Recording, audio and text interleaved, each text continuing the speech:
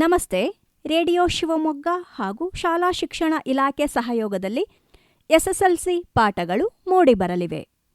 ಈ ಕಾರ್ಯಕ್ರಮವನ್ನು ಕುರಿತು ಶಿವಮೊಗ್ಗ ಜಿಲ್ಲಾ ಪಂಚಾಯಿತಿಯ ಮುಖ್ಯ ಕಾರ್ಯನಿರ್ವಾಹಕ ಅಧಿಕಾರಿಯಾದ ಹೇಮಂತ್ ಎನ್ ರವರು ಈಗ ಮಾತನಾಡಲಿದ್ದಾರೆ.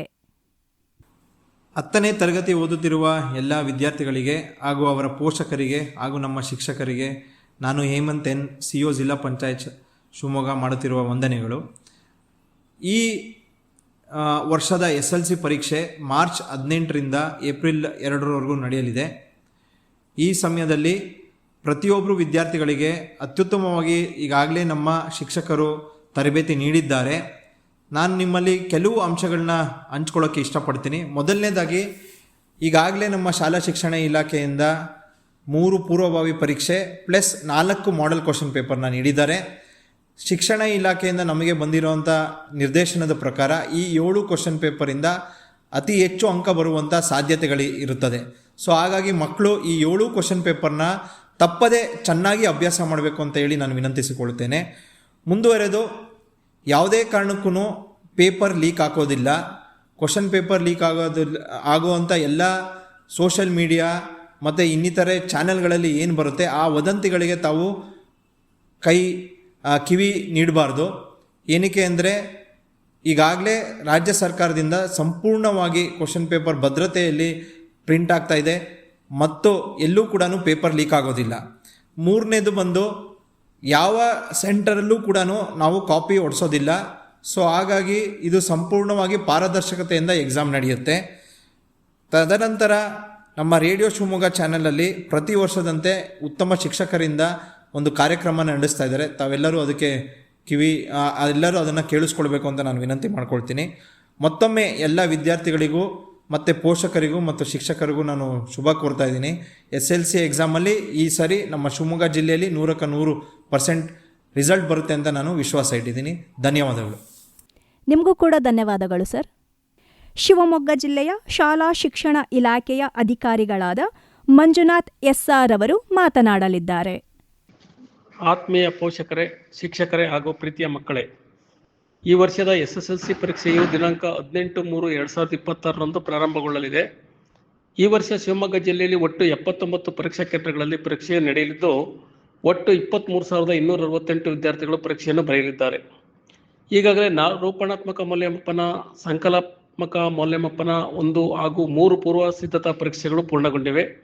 ಈ ಬಾರಿ ವಿಶೇಷವಾಗಿ ಮಂಡಳಿಯಿಂದ ವಿಷಯವಾರು ನೀಲನಕ್ಷೆಯನ್ನು ನೀಡಿದ್ದು ಇದರ ಆಧಾರದ ಮೇಲೆ ಮುಖ್ಯ ಪರೀಕ್ಷೆಯು ನಡೆಯಲಿದೆ. 4 ಮಾದರಿ ಪ್ರಶ್ನೆ ಪತ್ರಿಕೆಗಳನ್ನು ವಿದ್ಯಾರ್ಥಿಗಳ ಹೆಚ್ಚಿನ ಅಭ್ಯಾಸಕ್ಕಾಗಿ ನೀಡಲಾಗಿದೆ. ಪರೀಕ್ಷೆಯಲ್ಲಿ ಅಂಕ ಗಳಿಕೆಗೆ ನೆರವಾಗಲು LBA ಪ್ರಶ್ನೆ ಕೋಟಿಯನ್ನು ಸಹ ನೀಡಲಾಗಿದೆ. ನಮ್ಮ ಜಿಲ್ಲೆಯಲ್ಲಿ SSLC ಫಲಿತಾಂಶ ವೃದ್ಧಿಗಾಗಿ ಮಾನ್ಯ ಮುಖ್ಯ ಕಾರ್ಯನಿರ್ವಾಹಕ ಅಧಿಕಾರಿಗಳ ಮಾರ್ಗದರ್ಶನದಲ್ಲಿ ಅನೇಕ ವಿಶೇಷ ಕಾರ್ಯತಂತ್ರಗಳನ್ನು ಹಮ್ಮಿಕೊಳ್ಳಲಾಗಿದೆ. ಕಲಿಕೆಯಲ್ಲಿ ನಿಧಾನಗತಿ, ಪ್ರಗತಿಯಲ್ಲಿರುವವರಿಗೆ ಅನುಕೂಲವಾಗುವಂತೆ 40+ ಪಾಸಿಂಗ್ ಪ್ಯಾಕೇಜ್ ತಯಾರಿಸಿ ನೀಡಲಾಗಿದ್ದು ಪ್ರತಿಯೊಂದು ಮಗುವು ಉತ್ತೀರ್ಣರಾಗಲು ಸಹಾಯಕವಾಗಲಿದೆ. ಎಲ್ಲ ಕಾಲೇಜುಗಳಲ್ಲೂ ಬೆಳಗ್ಗೆ ಮತ್ತು ಸಂಜೆ ವಿಶೇಷ ತರಗತಿಗಳನ್ನು ನಡೆಸಲಾಗುತ್ತಿದ್ದು ರಾತ್ರಿ ತರಗತಿಗಳು ವಸತಿಯುತ ಕೋಚಿಂಗ್ ನಡೆಸಲಾಗುತ್ತಿದೆ. ಈ ಕಾರ್ಯದಲ್ಲಿ ಬದ್ಧತೆಯಿಂದ ತೊಡಗಿಸಿಕೊಂಡ ಶಿಕ್ಷಕರು ಹಾಗೂ ಎಲ್ಲ ಭಾಗಿದಾರರನ್ನು ಅಭಿನಂದಿಸುತ್ತೇನೆ. ಪರೀಕ್ಷೆಯು ಬಹಳ ಸಮೀಪ ಇರುವುದರಿಂದ ಪೋಷಕರು ಮಕ್ಕಳ ಬಗ್ಗೆ ಹೆಚ್ಚಿನ ಕಾಳಜಿ ವಹಿಸಬೇಕು. ಪರೀಕ್ಷೆ ಮುಗಿಯುವವರೆಗೂ ಮಕ್ಕಳನ್ನು ಪ್ರತಿದಿನ ತಪ್ಪದೇ ಶಾಲೆಗೆ ಕಳುಹಿಸಬೇಕು. ಬೇಸಿಗೆ ಇರುವುದರಿಂದ ಮಕ್ಕಳ ಆರೋಗ್ಯದ ಕಡೆಗೆ ಗಮನವನ್ನು ಕೂಡ ನೀಡಬೇಕು.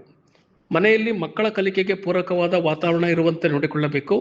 ಮಕ್ಕಳಿಗೆ ಪರೀಕ್ಷೆಯನ್ನು ಸಂಭ್ರಮದಿಂದ ಎದುರುಗೊಳ್ಳಲು ಪ್ರೋತ್ಸಾಹ ನೀಡಬೇಕು. ಉತ್ತಮ ಪೌಷ್ಟಿಕಾಹಾರ ಮತ್ತು ಶುದ್ಧ ಕುಡಿಯುವ ನೀರನ್ನು ನೀಡಬೇಕು. ಮಕ್ಕಳು ಸಹ ಸಮಯವನ್ನು ವ್ಯರ್ಥ ಮಾಡದೆ ಪ್ರತಿ ನಿಮಿಷವನ್ನು ಓದಿನಲ್ಲಿ ತೊಡಗಿಸಿಕೊಳ್ಳಬೇಕು. TV, ಮೊಬೈಲ್, ಸಾಮಾಜಿಕ ಜಾಲತಾಣಗಳನ್ನು ಉಪಯೋಗಿಸದೆ ಅಭ್ಯಾಸದ ಕಡೆಗೆ ಹೆಚ್ಚು ಗಮನವನ್ನು ಹರಿಸಬೇಕು. ಪರೀಕ್ಷಾ ಒತ್ತಡವನ್ನು ಕಡಿಮೆ ಮಾಡಲು ಧ್ಯಾನ, ಪ್ರಾಣಾಯಾಮ ಮುಂತಾದವುಗಳನ್ನು ಅಭ್ಯಾಸ ಮಾಡುತ್ತಾ ಇರಬೇಕು. ಪ್ರತಿಯೊಂದು ಅಂಶವನ್ನು ಕಲಿತು ಬರೆದು ಪ್ರಾಕ್ಟೀಸ್ ಮಾಡಿ ಪರೀಕ್ಷೆಗೆ ಸಿದ್ಧಗೊಳ್ಳುವುದರ ಜೊತೆಗೆ ತಪ್ಪಿಲ್ಲದೆ ಸ್ಫುಟವಾಗಿ ನಿರಾತಂಕವಾಗಿ ಉತ್ತರ ಪತ್ರಿಕೆಯಲ್ಲಿ ಬರೆಯುವುದನ್ನು ಅಭ್ಯಾಸ ಮಾಡಿಕೊಳ್ಳಬೇಕು.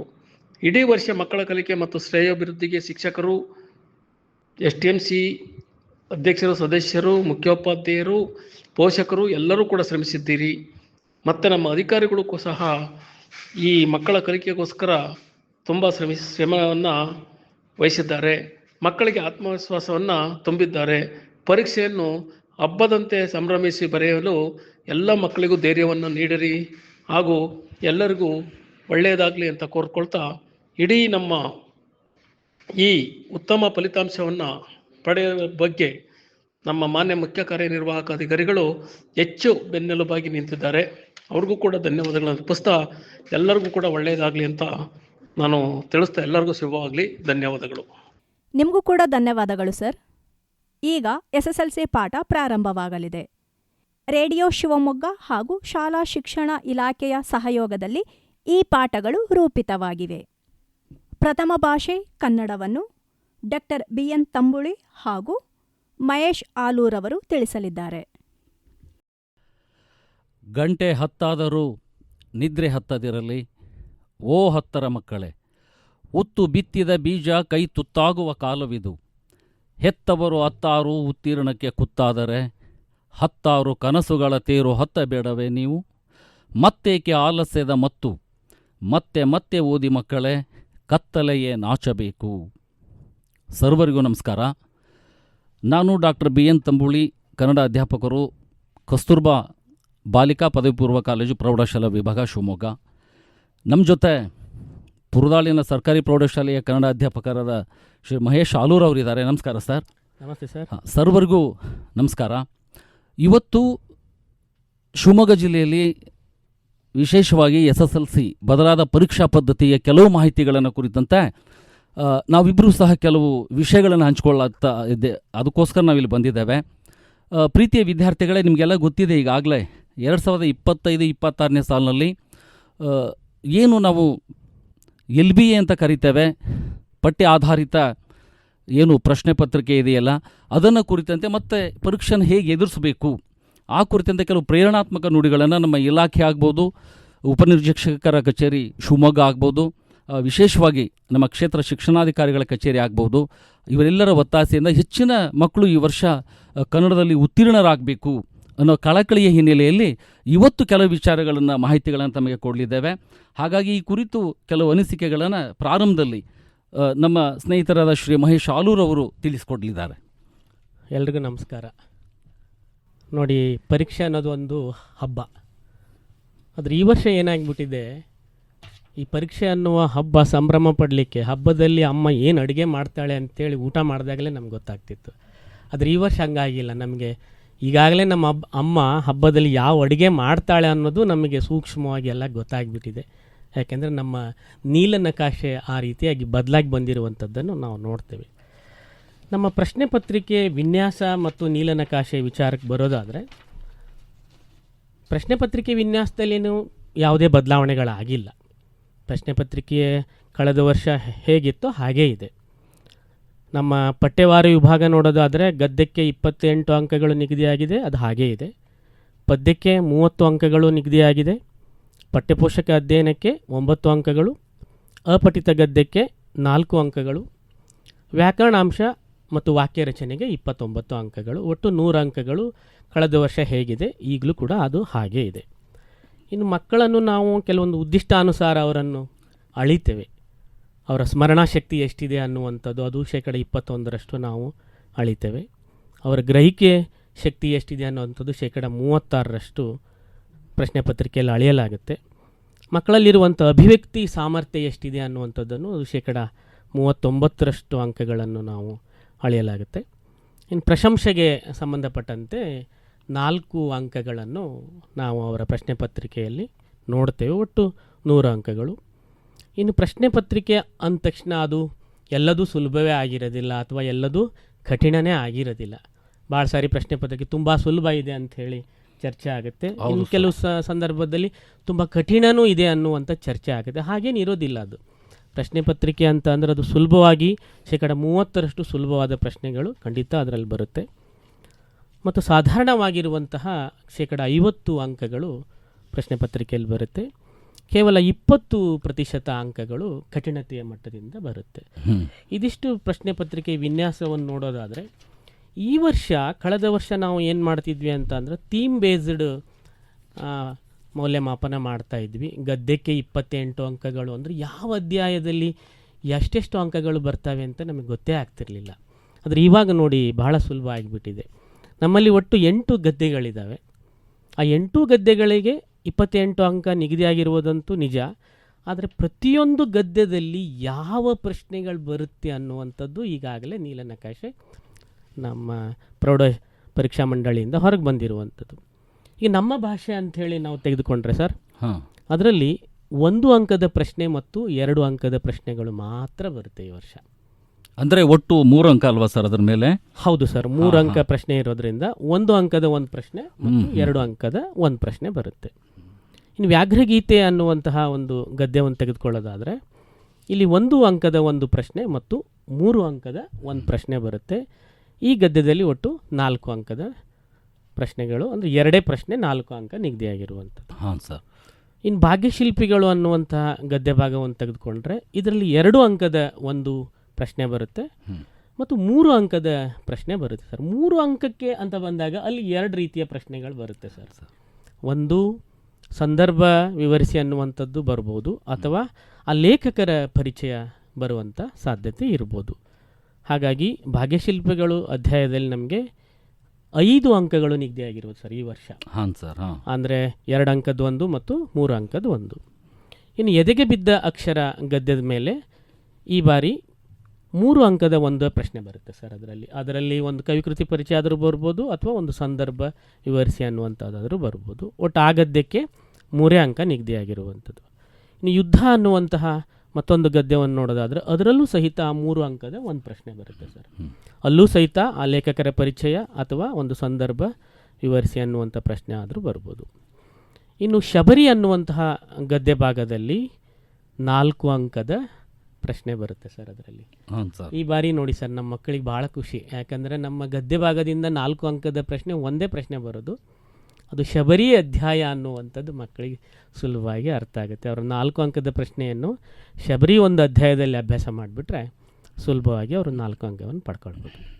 ಇನ್ನು ಲಂಡನ್ ನಗರ ಅನ್ನುವಂಥ ಒಂದು ಅಧ್ಯಾಯಕ್ಕೆ ತೆಗೆದುಕೊಂಡ್ರೆ ಅಲ್ಲಿ 1 ಅಂಕದ 1 ಪ್ರಶ್ನೆ ಮತ್ತು 2 ಅಂಕದ 1 ಪ್ರಶ್ನೆ ಬರುತ್ತೆ ಸರ್. ಒಟ್ಟು ಆ ಗದ್ಯದಲ್ಲಿ 3 ಅಂಕಗಳು ನಿಗದಿಯಾಗಿರುವಂಥದ್ದು. ಇನ್ನು ಅಗ್ನಿಭೂತಿ ವಾಯುಭೂತಿಯರ ಕಥೆ ಅನ್ನುವಂತಹ ಹಳಗನ್ನಡದ ಗದ್ಯ ಭಾಗದಲ್ಲಿ ಅಲ್ಲೂ ಸಹಿತ 3 ಅಂಕಗಳು, 1 ಅಂಕದ 1 ಪ್ರಶ್ನೆ, 2 ಅಂಕದ 1 ಪ್ರಶ್ನೆ ಸರ್. ಒಟ್ಟು 28 ಅಂಕಗಳು ಈ ರೀತಿಯಾಗಿ 8 ಅಧ್ಯಾಯಗಳ ಮೇಲೆ ಅದು ವಿಭಾಗ ಆಗಿರುವಂಥದ್ದನ್ನು ನಾವು ನೋಡ್ಬೋದು. ಮಕ್ಕಳು ಒಂದು ಅಂದಾಜು ಮಾಡಿಬಿಡ್ಬೋದು ಯಾವ್ಯಾವ ಪ್ರಶ್ನೆಗಳು ಯಾವ್ಯಾವ ಅಧ್ಯಾಯದಲ್ಲಿ ಬರುತ್ತೆ ಅಂತೇಳಿ. ಹಾಗೆ ನಾವು ಪದ್ಯ ಭಾಗಕ್ಕೆ ಹೋಗೋದಾದರೆ ಒಟ್ಟು ಇಲ್ಲಿ 30 ಅಂಕಗಳು ಪ್ರಶ್ನೆ ಪತ್ರಿಕೆಯಲ್ಲಿರುವಂಥದ್ದು. ಸಂಕಲ್ಪ ಗೀತೆ ಅನ್ನುವಂಥ ಒಂದು ಪದ್ಯ ಭಾಗಕ್ಕೆ ಹೋಗೋದಾದರೆ ಇಲ್ಲಿ 4 ಅಂಕದ ಪ್ರಶ್ನೆ ಬರುವ ಅವಕಾಶ ಇದೆ ಸರ್. ಹಾಂ ಸರ್. ಈಗ 4 ಅಂಕದ ಪ್ರಶ್ನೆ ಅಂತ ಬಂದಾಗ ಅಲ್ಲಿ 3 ರೀತಿಯ ಪ್ರಶ್ನೆಗಳು ಬರುವ ಸಾಧ್ಯತೆ ಇರುತ್ತೆ ಸರ್. ಒಂದು ವೇಳೆ ಸಂಕಲ್ಪ ಗೀತೆಯಲ್ಲಿ ಕಂಠಪಾಠ ಪದ್ಯವನ್ನು ಪೂರ್ಣ ಮಾಡಿ ಅಂತಾದರೂ ಕೇಳ್ಬೋದು. ಅದೇ ಪದ್ಯದ ಒಂದು ಪದ್ಯ ಭಾಗವನ್ನು ಕೊಟ್ಟು ಭಾವಾರ್ಥ ಬರೀರಿ, ಅದರ ಸಾರಾಂಶವನ್ನು ಬರೀರಿ ಅಂತಾದರೂ ಕೇಳ್ಬೋದು. ಅದೇ ರೀತಿಯಾಗಿ ಅದು 8-10 ವಾಕ್ಯಗಳಲ್ಲಿ ಒಂದು ನಿಬಂಧ ಮಾದರಿಯ ಪ್ರಶ್ನೆಯನ್ನಾದರೂ ಕೇಳ್ಬೋದು. ಮಕ್ಕಳು ಒಂದು ತೀರ್ಮಾನ ಮಾಡ್ಕೊಳ್ಬೋದು, ಸಂಕಲ್ಪ ಗೀತೆಯಲ್ಲಿ ಈ 3 ಯಾವುದಾದರೂ ಒಂದು ಪ್ರಶ್ನೆ ಬಂದೇ ಬರುತ್ತೆ ಈ 3ರಲ್ಲಿ ಅಂಥೇಳಿ. ಒಟ್ಟು 4 ಅಂಕ ನಿಗದಿಯಾಗಿರುವಂಥದ್ದು. ಇನ್ನು ಹಕ್ಕಿ ಹಾರುತ್ತಿದೆ ನೋಡಿದ್ದೀರಾ, ಆ ಪದ್ಯ ಭಾಗದಿಂದ ನಮಗೆ 2 ಅಂಕದ 1 ಪ್ರಶ್ನೆ ಮತ್ತು 3 ಅಂಕದ 1 ಪ್ರಶ್ನೆ ಬರುತ್ತೆ. ಅಂದರೆ ಪದ್ಯ ಭಾಗದಲ್ಲಿ ಬಹುಶಃ ಸರಿ ಅತಿ ಗರಿಷ್ಠ ಅಂಕ ಇರುವಂಥ ಪದ್ಯ ಅಂತ ಕಾಣುತ್ತೆ ಅಲ್ವಾ? ಒಟ್ಟು 5 ಅಂಕಗಳು ಹಂಚಿಕೆ ಆಗಿದೆ ಈ ಪದ್ಯಕ್ಕೆ. ಹೌದು ಸರ್, ಹೌದು ಸರ್. ಯಾಕೆಂದರೆ ಅಲ್ಲಿ 2 ಅಂಕದ 1 ಪ್ರಶ್ನೆ ಮತ್ತು 3 ಅಂಕದ ಪ್ರಶ್ನೆ. 3 ಅಂಕದಲ್ಲೂ ಯಥಾ ಪ್ರಕಾರ ಸಂದರ್ಭಾನುಸಾರ ವಿವರಿಸಿ ಆಗಿರ್ಬೋದು, ಅಥವಾ ಆ ಕವಿ ಪರಿಚಯ ಬೇಂದ್ರೆ ಅವರ ಪರಿಚಯ ಆದರೂ ಕೇಳ್ಬೋದು. ನಂತರ ಕೌರವೇಂದ್ರನ ಕೊಂದೆ ನೀನು ಈ ಒಂದು ನಡುಗನ್ನಡ ಕಾವ್ಯ ಭಾಗದಲ್ಲಿ ಅಲ್ಲೂ ಸಹಿತ 4 ಅಂಕದ ಪ್ರಶ್ನೆ ನಿಗದಿಯಾಗಿರುತ್ತೆ ಸರ್. ಅಲ್ಲೂ ಸಹಿತ 3 ರೀತಿಯ ಪ್ರಶ್ನೆಗಳು ಬರುವ ಸಾಧ್ಯತೆ ಇರುತ್ತೆ. ಒಂದು ಆ ನಡುಗನ್ನಡ ಪದ್ಯದ ಕಂಠಪಾಠ ಪೂರ್ಣ ಮಾಡಿ ಅನ್ನುವಂತಹ ಪದ್ಯವನ್ನಾದರೂ ಕೇಳ್ಬೋದು, ಅಥವಾ ಆ ಪದ್ಯದ ಯಾವುದಾದ್ರೂ ಒಂದು ಪದ್ಯವನ್ನು ಕೊಟ್ಟದರ ಸಾರಾಂಶವನ್ನು ಬರೀರಿ ಅಂತಾದರೂ ಕೇಳ್ಬೋದು, ಅಥವಾ ಒಂದು ನಿಬಂಧ ಮಾದರಿಯ ಪ್ರಶ್ನೆ 7-8 ವಾಕ್ಯ.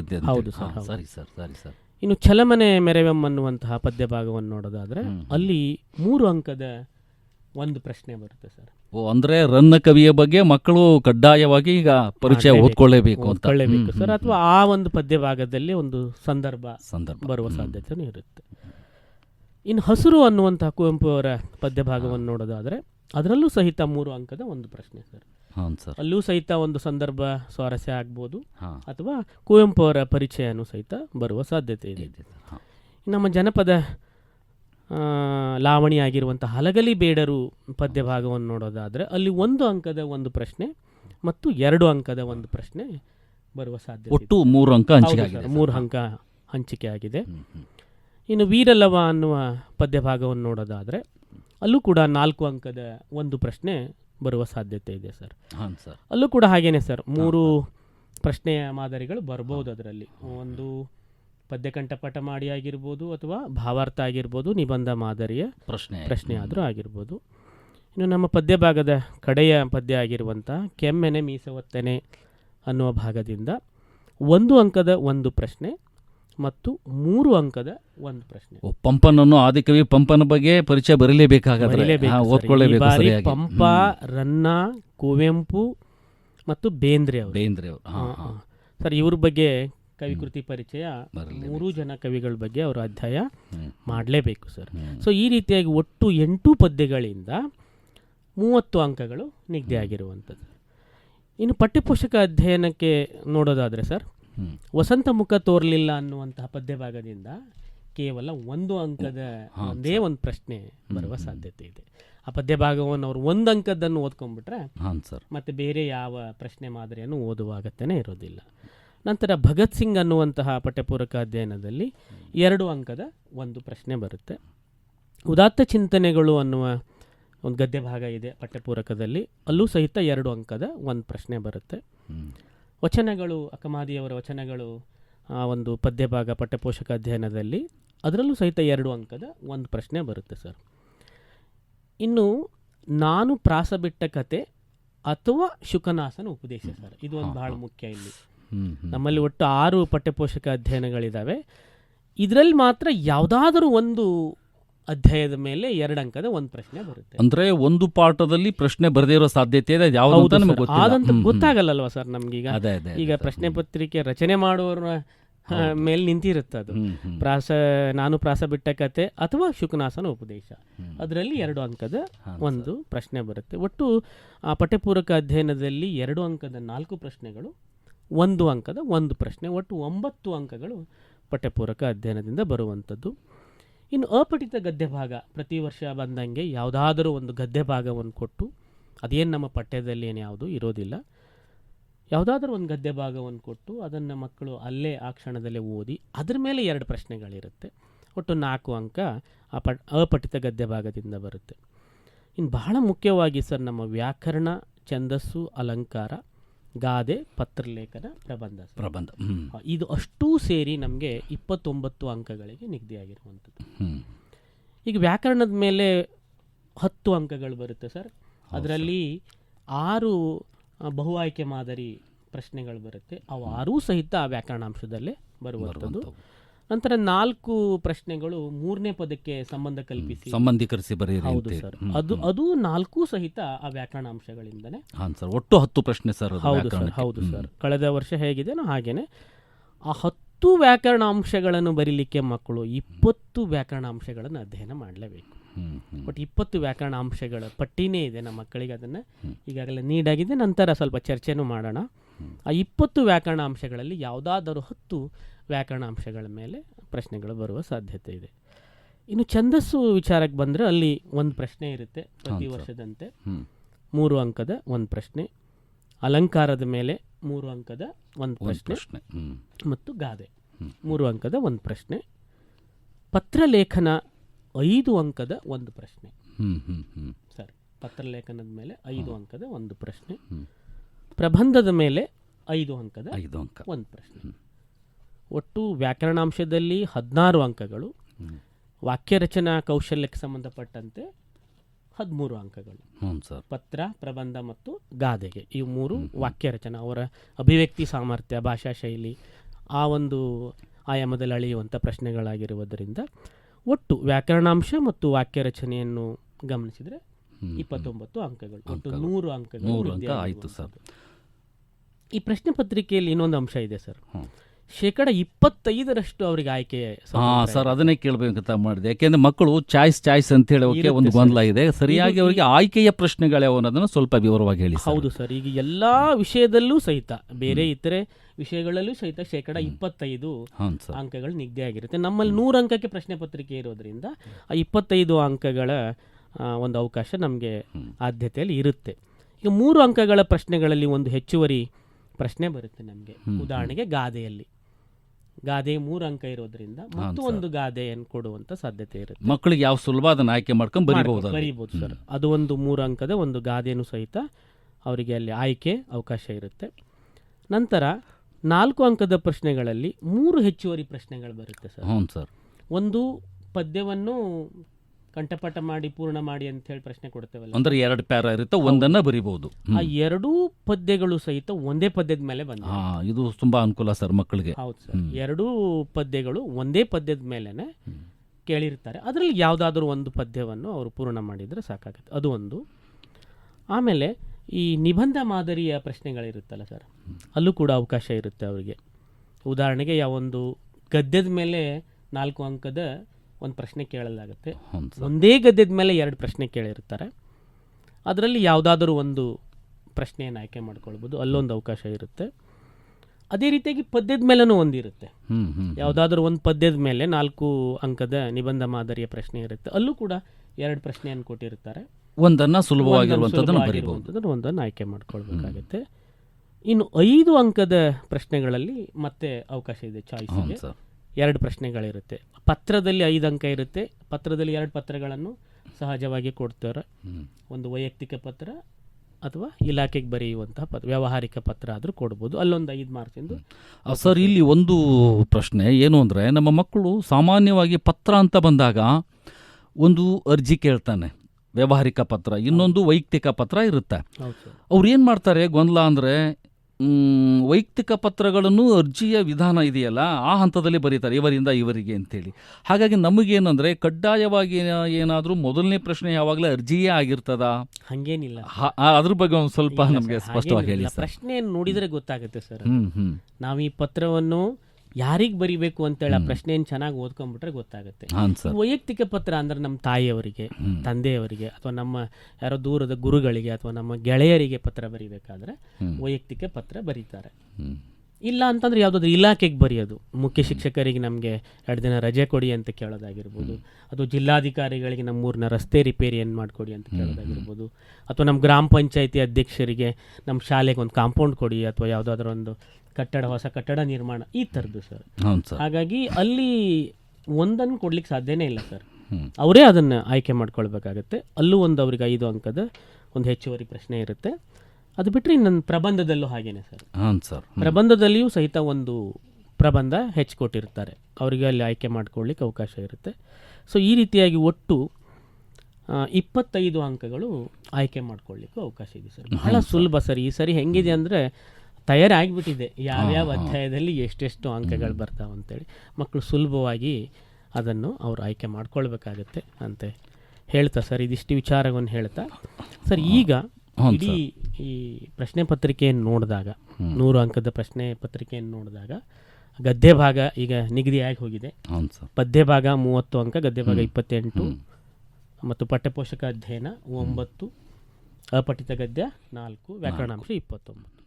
ಸೊ ಅದ್ರ ಬಗ್ಗೆ ತಾವುಗಳು ಒಂದು ಸ್ವಲ್ಪ ಮಕ್ಕಳಿಗೆ. ಇಲ್ಲ ಸರ್, ಏನಾಗಿದೆ ಈ ಸಾರಿ ಅಂದರೆ ನಮಗೆ ಕಳೆದ ವರ್ಷಕ್ಕೆ ಹೋಲಿಸಿದರೆ ನಿಜವಾಗ್ಲೂ ಮಕ್ಕಳಿಗೆ ತುಂಬ ಸುಲಭ ಅಂತ ಅಂದ್ಕೊಳ್ತೇವೆ ನಾವು. ಯಾಕೆಂತೇಳಿ ಹಿಂದೆ ಪಠ್ಯ ಆಧಾರಿತ ಪ್ರಶ್ನೆ ಪತ್ರಿಕೆ ಅನ್ನುವಂಥದ್ದು ಈಗ ಪಾಠ ಆಧಾರಿತ ಅಂತ ಆಗಿದೆ. ಅಂದರೆ ಹಿಂದೆ ಏನಾಗಿತ್ತು, ಗದ್ಯ ಭಾಗ ಅಂತೇಳಿದರೆ ಒಂದು ಪಾಠಕ್ಕೆ ಇಷ್ಟೇ ಅಂಕಗಳಂತ ಹಂಚಿಕೆ ಆಗಿರಲಿಲ್ಲ. ಅದು ಈಗ ಏನಾಗಿದೆ, ಸರಿಯಾಗಿ ಇಂತಹ ಪ್ರಶ್ನೆ ಇದೇ ಪಾಠದ ಮೇಲೆ ಬರ್ತದೆ ಅಂತೇಳಿ, ಇದರಿಂದ ಬಹುಶಃ ಮಕ್ಕಳಿಗೆ ತುಂಬ ಸುಲಭ ಅಂತ ಕಾಣುತ್ತೆ ನನಗೆ. ಆ ದೃಷ್ಟಿಯಲ್ಲಿ ಏನಂತ ಹೇಳಿದರೆ, ಮಕ್ಕಳು ಅದನ್ನು ಸರಿಯಾಗಿ ಅರ್ಥ ಮಾಡಿಕೊಂಡು, ಈಗಾಗಲೇ ಶಿಕ್ಷಕರು ಬೇಕಾದಷ್ಟು ಹೇಳಿದ್ದಾರೆ, ಇಲ್ಲಿ ಏನು ಅಂದರೆ ಒಂದು ಸಾರಿ ಪುನರ್ಮನನ ಅಷ್ಟೇ, ಮತ್ತೊಂದು ಸಾರಿ ಅಂತ ಹೇಳ್ಬೋದು ನಾವು. ಹಾಗಾಗಿ ಅದನ್ನು ಸರಿಯಾಗಿ ಅರ್ಥ ಮಾಡಿಕೊಂಡು ಓದಿದ್ದೇ ಆದರೆ ಖಂಡಿತ ಈ ವರ್ಷ ಅತಿ ಹೆಚ್ಚಿನ ಅಂಕಗಳನ್ನು ಪಡೆದು, ಬಹುಶಃ ಕಳೆದ ಸಾಲಿನಲ್ಲಿ ನಾವು ನೋಡಿದ್ದೇವೆ ಕನ್ನಡ ವಿಷಯದಲ್ಲಿ ಅತಿ ಹೆಚ್ಚು ಮಕ್ಕಳು ಅನುತ್ತೀರ್ಣ ಆಗಿದ್ದಾರೆ ಅನ್ನುವಂಥದ್ದು. ಇದಕ್ಕೆ ಇಲಾಖೆಯಲ್ಲಿ ಸಾಕಷ್ಟು ಚರ್ಚೆಗಳಾಗ್ತಿದೆ. ಮತ್ತು ಈ ವರ್ಷ ಹಾಗಾಗಿ ತುಂಬ ಗಂಭೀರವಾಗಿ ಈ ಸಂದರ್ಭವನ್ನು ಪರಿಗಣಿಸಿ ಮಕ್ಕಳಿಗೆ ಆದಷ್ಟು ಪ್ರಯತ್ನ ಮಾಡಿ ನಾವು ಹೆಚ್ಚು ಮಕ್ಕಳು ಕನ್ನಡ ವಿಷಯ ಪ್ರಥಮ ಭಾಷೆ ಕನ್ನಡದಲ್ಲಿ ಅದು ಉತ್ತೀರ್ಣ ಆಗಲೇಬೇಕು ಅನ್ನೋ ಹಿನ್ನೆಲೆಯಲ್ಲಿ ಸಾಕಷ್ಟು ಪ್ರಯತ್ನಗಳಾಗ್ತಾ ಇದೆ. ಹಾಗಾಗಿ ಮಕ್ಕಳು ಸರಿಯಾಗಿ ಗ್ರಹಿಸಿ ಇದನ್ನು ತುಂಬ ಸುಲಭ ಇದೆ. ವಿಶೇಷ ಅಂದ್ರೆ ನೋಡ್ರಿ, ಈಗಾಗಲೇ ನೀವು 300 ದಿನ ಹೆಚ್ಚು ಕಡಿಮೆ ಓದಿದ್ದೀರಿ, ಇನ್ನೊಂದು 35 ದಿನ ಪರೀಕ್ಷೆ ಇದೆ. ಅಷ್ಟರಲ್ಲಿ ಇದು ಸರಿಯಾಗಿ ಪುನರ್ಮನನ ಆಗಬೇಕು. ವಿಚಿತ್ರ ಅಂದರೆ ಅದೆಲ್ಲವನ್ನು ನೀವು 3 ಗಂಟೆ 15 ನಿಮಿಷದಲ್ಲಿ ಬರೆಯೋದು ಮಾತ್ರ 3 ಗಂಟೆ 15 ನಿಮಿಷ ಓದಲಿಕ್ಕೆ ಆಗ್ತದೆ. ಅಷ್ಟರಲ್ಲಿ ಏನು ಅಂತೇಳಿದರೆ ನೀವು ಬರಿಬೇಕಾಗುತ್ತೆ. ಬಹುಶಃ ಒಂದು 15-20 ನಿಮಿಷದಲ್ಲಿ ಮೌಲ್ಯಮಾಪನ ಆಗೋಗುತ್ತೆ 3 ಗಂಟೆಯಲ್ಲಿ ಬರೆದಿದ್ದು. ಈ ಹಿನ್ನೆಲೆಯಲ್ಲಿ ಇನ್ನೂ ವಿಚಿತ್ರ ಅಂತೇಳಿದ್ರೆ, ನಿಮಗೆ ಪಾಠ ಮಾಡದ ಮತ್ತು ನೀವು ನೋಡಿಯೇ ಇರದ ಯಾವುದೋ ಜಿಲ್ಲೆಯ ಶಿಕ್ಷಕರು ನಿಮ್ಮ ಪತ್ರಿಕೆಯನ್ನು ಈ ವರ್ಷ ಮೌಲ್ಯಮಾಪನ ಮಾಡ್ತಾರೆ. ದಯಮಾಡಿ ಅದನ್ನು ಗಮನಿಸ್ಬೇಕು ನೀವೆಲ್ಲ. ಅಂದರೆ ನಿಮ್ಮ ಅನುಪಸ್ಥಿತಿಯಲ್ಲಿ ನಿಮ್ಮ ವ್ಯಕ್ತಿತ್ವವನ್ನು ಬರವಣಿಗೆಯ ಮೂಲಕ ನೀವು ಏನು ಮಾಡಬೇಕು ಅಂತೇಳಿದ್ರೆ ಅಲ್ಲಿ ಪ್ರಸ್ತುತಪಡಿಸಬೇಕಾಗುತ್ತೆ. ಹಾಗಾಗಿ ನೀವು ಯಾರು, ಏನು, ಎಲ್ಲಿಂದ ಬಂದ್ರಿ, ಇವ್ಯಾವು ಸಹ ಅವ್ರಿಗೆ ಗೊತ್ತಿರಲ್ಲ. ಹಾಗಾಗಿ ಮೌಲ್ಯಮಾಪಕರಿಂದ ಅಂಕಗಳನ್ನು ಪಡೆಯೋದು ಸಹ ಒಂದು ಕಲೆ ಅಂತ. ಹಾಗಾಗಿ ಸರಿಯಾಗಿ ಬರೆದಾಗ ಮಾತ್ರ ಅಂಕಗಳು ಹೆಚ್ಚಿಗೆ ಸಿಗಲಿಕ್ಕೆ ಸಾಧ್ಯ. ವಿದ್ಯಾರ್ಥಿಗಳಿಗಾಗಲೇ ಮಹೇಶ್ ಆಲೂರು ಸರ್ ಈಗ ತಮಗೆ ವಿವರವಾಗಿ ಈ ವರ್ಷದ ಈ ಬದಲಾವಣೆ ಹೇಗೆ ಮತ್ತು ಪಾಠ ಆಧಾರಿತ ಪ್ರಶ್ನೆ ಪತ್ರಿಕೆಗಳು ಹೇಗಿರುತ್ತೆ ಅಂತಕ್ಕಂಥದ್ದನ್ನು ಬಹುಶಃ ವಿಸ್ತೃತವಾಗಿ ವಿವರಿಸಿದ್ದಾರೆ. ನಿಮಗೆಲ್ಲ ಗೊತ್ತಿದೆ, LBA ಪ್ರಶ್ನೆಕೋಟಿ ಗದ್ಯ ಪದ್ಯ ಪಠ್ಯಪೋಷಕ ಅಧ್ಯಯನ ಅಂಥೇಳಿ ಈಗಾಗಲೇ ನಮಗೆ ಇಲಾಖೆ ಅಂತಕ್ಕಂಥದ್ದು ತುಂಬ ಮುತುವರ್ಜಿಯನ್ನು ವಹಿಸಿ ಆಗಲೇ ಸುಮಾರು ಸರ್ ಈಗಾಗಲೇ 5-6 ತಿಂಗಳಾಯ್ತದು ನಮಗೆ ಸಿಕ್ಕಲ್ವಾ, ಗಮನಕ್ಕೆ ಬಂದಿದೆ. ಅಲ್ಲಿ ಏನು ಮಾಡಿದಾನೆ ಈ ವರ್ಷ ಅಂತೇಳಿದರೆ, ನಮಗೆ ಭಾಗ 1 ಭಾಗ 2 ಪಠ್ಯಪುಸ್ತಕ ಇದೆ. ಭಾಗ 1ರಲ್ಲಿ 4 ಪಾಠ 4 ಪದ್ಯ ಇರುವಂಥದ್ದು, ಭಾಗ 2ರಲ್ಲಿ 4 ಪಾಠ 4 ಪದ್ಯ ಇದೆ ಮತ್ತು ಪಠ್ಯಪುಸ್ತಕ ಅದೇನೇ ಇದೆ. ಏನಾಗಿದೆ LBA ಅಂತೇಳಿದರೆ ಈಗಾಗಲೇ ನಿಮಗೆ ಗೊತ್ತಿದೆ, ಪಾಠ ಆಧಾರಿತ ಪ್ರಶ್ನೆಗಳು ಅಂಥೇಳಿ ಏನು ಪಾಠದ ಅಭ್ಯಾಸ ಪ್ರಶ್ನೆಗಳೇನಿದೆಯವಲ್ಲ ಅವುಗಳ ಜೊತೆಗೆ ಮತ್ತೆ ಹೆಚ್ಚುವರಿಯಾಗಿ ಏನು ಮಾಡಿದ್ದಾನೆ, ಕೆಲವು ಪ್ರಶ್ನೆಗಳನ್ನು ಕೊಟ್ಟಿದ್ದಾರೆ. ಅಂದರೆ ಅಷ್ಟನ್ನು ಓದ್ಕೊಂಡ್ರೆ ಸಾಕು, ನಾವು ಗರಿಷ್ಠ ಅಂಕಗಳನ್ನು ಏನು ಮಾಡ್ಬೋದು ಈ ವರ್ಷದ ಪರೀಕ್ಷೆಯಲ್ಲಿ ಪಡಿಬಹುದು ಅಂತಕ್ಕಂಥದ್ದು. ಅವು ಯಾವ್ಯಾವು ಏನೇನೋ ಆ ಪ್ರಶ್ನೆಗಳು ಇವೆಲ್ಲವನ್ನು ಏನು ಮಾಡಿದ್ದಾರೆ ಅಂತೇಳಿದರೆ ನಿಮಗಾಗಲೇ ಶಿಕ್ಷಕರು ಹೇಳಿದ್ದಾರೆ. ಈಗಾಗಲೇ ಕೆಲವು ಪರೀಕ್ಷೆಗಾಗಿ ಸಿದ್ಧತೆ ಮಾಡಿಕೊಂಡು ಕಾಯ್ತಾ ಇದ್ದೀರಿ ಅಂತ ಅನಿಸುತ್ತೆ ನನಗೆ. ಯಾಕೆಂದರೆ ಈ ಹಂತನೇ ಹಾಗೆ. ಇನ್ನು ಕೆಲವರು ಪರೀಕ್ಷೆಯ ಹಂತದಲ್ಲಿದ್ದೀರಿ, ಕೆಲವರು ಸಮಯ ಸಾಕಾಗದೇ ಇರ್ಬೋದು. ಆದರೆ ನಿಗದಿತ ಸಮಯಕ್ಕೆ ಅಂದರೆ ಮಾರ್ಚ್ 18ಕ್ಕೆ ನಮ್ಮ ಪ್ರಥಮ ಭಾಷೆ ಕನ್ನಡ ಪರೀಕ್ಷೆ ಪ್ರಾರಂಭ ಆಗ್ತದೆ. ಹಾಗಾಗಿ ನಾವೆಲ್ಲರೂ ಸಹ ಆ ಪರೀಕ್ಷೆಗೆ ಸಿದ್ಧರಿರಬೇಕು, ಇದು ಅನಿವಾರ್ಯ ಕೂಡ ಅಂಥೇಳಿ. ಆಮೇಲೆ ವಿದ್ಯಾರ್ಥಿಗಳಿಗೆ ಕೆಲವು ಸಾರಿ ಪರೀಕ್ಷೆಯಲ್ಲಿ ಜಾಣ ಮತ್ತು ದಡ್ಡ ಅಂತಕ್ಕಂಥದ್ದು ಇದು ಮುಖ್ಯ ಅಲ್ವೇ ಅಲ್ಲ. ನಾವು ಎಷ್ಟು ಶಿಸ್ತುಬದ್ಧವಾಗಿ ಆತ್ಮವಿಶ್ವಾಸದಿಂದ ಯೋಜನಾಬದ್ಧವಾಗಿ ಕೆಲಸವನ್ನು ಮಾಡ್ತೇವೆ ಅನ್ನೋದು ಅತ್ಯಂತ ಮುಖ್ಯ ಆಗ್ತದೆ. ಹಾಗಾಗಿ ಈಗೇನು LBA ಅಂತ ನಾವು ಕರಿತೇವಲ್ಲ, ಇದನ್ನೆಲ್ಲ ತಮ್ಮ ಗಮನಕ್ಕೆ ಶಿಕ್ಷಕರು ತಂದಿದ್ದಾರೆ. ಆ ಅಭ್ಯಾಸ ಪ್ರಶ್ನೆಗಳ ಜೊತೆಗೆ LBAಲಿರುವಂಥ ಪ್ರಶ್ನೆಗಳಿಗೆ ಉತ್ತರಗಳನ್ನು ಸರಿಯಾದ ರೀತಿಯಲ್ಲಿ ಬರೆದು ನೀವು ಅಭ್ಯಾಸ ಮಾಡಿದರೆ ಮಾತ್ರ ಖಂಡಿತ ಈ ವರ್ಷ ತಾವು ಗರಿಷ್ಠ ಅಂಕಗಳನ್ನು ಪಡೆಯೋ ಸಂದರ್ಭ ಖಂಡಿತ ಬರ್ತದೆ. ಹಾಗಾಗಿ ಕೆಲವರು ತುಂಬ ಓದಿರ್ತಾರೆ, ಆದರೆ ಅದನ್ನು ಹೇಗೆ ಬರೀಬೇಕು ಅಂತೇಳಿ ಎಷ್ಟೋ ಮಕ್ಕಳಿಗೆ ಗೊತ್ತಿರಲ್ಲ, ತುಂಬ ಕಷ್ಟಪಡ್ತಾರೆ. ಹಾಗಾಗಿ ನಿಮ್ಮ ತಲೆಯಲ್ಲಿ ಏನೆಲ್ಲ ವಿಚಾರಗಳಿರ್ತವೆ ಅನ್ನೋದು ಬಹಳ ಮುಖ್ಯ ಅಲ್ಲ ನಮಗೆ. ಅಲ್ಲಿ ಕೇಳಿದ ಪ್ರಶ್ನೆಗಳಿಗೆ ಮಾತ್ರ ನೀವು ಉತ್ತರಗಳನ್ನು ಏನು ಮಾಡಬೇಕು, ಸಿದ್ಧ ಮಾಡ್ಕೊಂಡು ಬರೆಯೋದು ಬಹಳ ಮುಖ್ಯ ಅಂತಕ್ಕಂಥದ್ದು. ಹಾಗಾಗಿ ಪರೀಕ್ಷೆಯಲ್ಲಿ ಬಹುಶಃ ಉತ್ತರ ಬರೆಯತಕ್ಕಂಥದ್ದು ಒಂದು ಬಹಳ ದೊಡ್ಡ ಕಲೆ ಅಂಥೇಳಿ. ಹಾಗಾಗಿ ಈಗಾಗಲೇ LBA ಬಗ್ಗೆ ನಿಮಗೂ ಕೇಳಿ ನಮ್ಮ ವಿದ್ಯಾರ್ಥಿಗಳಿಗೆ ಸಾಕಾಗಿ ಹೋಗಿದೆ ಸರ್. ನಾವಂತರೂ ಆ ಕುರಿತ ಎಲ್ಲ ಪ್ರಶ್ನೆಗಳಿಗೆ ಉತ್ತರಗಳನ್ನು ಸಹ ಬರೆಸಿದ್ದೇವೆ. ಹಾಗಾಗಿ ವಿಶೇಷವಾಗಿ ಅವುಗಳನ್ನು ನೀವೇನು ಮಾಡೋಂಗಿಲ್ಲ, ಅಲಕ್ಷ್ಯ ಮಾಡೋ ಹಾಗೇ ಇಲ್ಲ.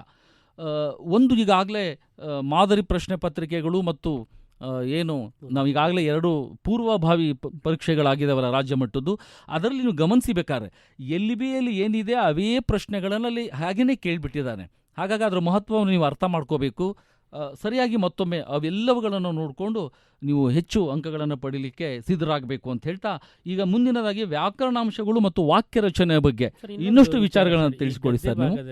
ಹಾಂ ಸರ್, ಗದ್ಯ ಭಾಗದಲ್ಲಿ ತೆಗೆದುಕೊಳ್ಳೋದಾದ್ರೆ ನಮಗೆ 1 ಅಂಕದ 4 ಪ್ರಶ್ನೆಗಳು ಬರುತ್ತೆ. ಹಾಂ ಸರ್. ಹಾಂ, ಅದೊಂದು ಮಕ್ಕಳಿಗೆ ಒಟ್ಟು 7 1 ಅಂಕದ ಪ್ರಶ್ನೆಗಳಲ್ಲಿ ಗದ್ಯ ಭಾಗದಿಂದನೇ 4 ಅಂಕಗಳು, 4 ಅಂಕದ 4 ಪ್ರಶ್ನೆಗಳು ಬರುತ್ತೆ. ಹೌದು ಸರ್. ಇನ್ನು 2 ಅಂಕದ್ದು ಹಂಗೇನೆ ಸರ್, ಒಟ್ಟು ನಮ್ಮ 10 2 ಅಂಕದ ಪ್ರಶ್ನೆಗಳು ಬರುತ್ತೆ. ಗದ್ಯ ಭಾಗದಿಂದನೇ 4 ಪ್ರಶ್ನೆಗಳು ಅದು ಯಾವ್ಯಾವ ಅಧ್ಯಾಯ ಅಂತ ಗೊತ್ತಾಗ್ಬಿಟ್ಟಿದೆ ಈಗ ಎರಡು ಹೌದ್ರಿ, ಅಂಕದ್ದು. ಹೌದು. ನಮ್ಮ ಭಾಷೆಯಲ್ಲಾಗಿರ್ಬೋದು, ಭಾಗ್ಯಶಿಲ್ಪಿಗಳಾಗಿರ್ಬೋದು, ಲಂಡನ್ ನಗರ ಆಗಿರ್ಬೋದು, ಅಗ್ನಿಭೂತಿ ವಾಯುಭೂತಿಯರ ಕಥೆ ಆಗಿರ್ಬೋದು. ಇನ್ನು 3 ಅಂಕದ ಪ್ರಶ್ನೆಗಳಲ್ಲಿ ಅದರಲ್ಲಿ ಮುಖ್ಯವಾಗಿ ಒಬ್ಬರು ಲೇಖಕರ ಪರಿಚಯ ಗದ್ಯ ಭಾಗದಿಂದ 3 ಅಂಕದ ಒಂದು ಪ್ರಶ್ನೆ ಬರುತ್ತೆ ಸರ್. ಇನ್ನು 3 ಪ್ರಶ್ನೆಗಳು ಸಂದರ್ಭವನ್ನು ವಿವರಿಸಿ ಅನ್ನುವಂಥ ಪ್ರಶ್ನೆಗಳು ಬರುತ್ತೆ ಸರ್. ಆ 4 ಪ್ರಶ್ನೆಗಳು ವ್ಯಾಘ್ರಗೀತೆಯಲ್ಲಿ ಭಾಗ್ಯಶಿಲ್ಪಿಗಳು, ಎದೆಗೆ ಬಿದ್ದ ಅಕ್ಷರ, ಯುದ್ಧ, ಈ 4 ಅಧ್ಯಾಯಗಳಲ್ಲಿ ಈ ಪ್ರಶ್ನೆಗಳು ಬರುವ ಸಾಧ್ಯತೆ ಇರುತ್ತೆ ಸರ್. ಇನ್ನು ಗದ್ಯ ಭಾಗದಲ್ಲಿ 4 ಅಂಕದ ಒಂದೇ ಒಂದು ಪ್ರಶ್ನೆ ಬರೋದು ಶಬರಿ ಮೇಲೆ. ಶಬರಿ ಅಧ್ಯಾಯವನ್ನು ನಿಬಂಧ ಮಾದರಿ ಚಂದ ಓದ್ಕೊಂಡ್ಬಿಟ್ರೆ ಸರ್ ಅದೇ ಪ್ರಶ್ನೆನ ಸುಲಭ ಇದೆ ಸರ್. ವಿದ್ಯಾರ್ಥಿಗಳಿಗೆ ಕಥೆನೂ ತುಂಬಾ ಸುಲಭ ಇದೆ, ಬರಿಬಹುದು. 4ಕ್ಕೆ 4 ಅಂಕ ತಗೋಬಹುದು ಸರ್, ಇಲ್ಲಿ ಸುಲಭವಾಗಿ ತೆಗೆದುಕೊಳ್ಬಹುದು ಸರ್. ಇನ್ನು ಹಾಗೇನೆ ಪದ್ಯ ಭಾಗಕ್ಕೆ ಬರೋಣ ಸರ್.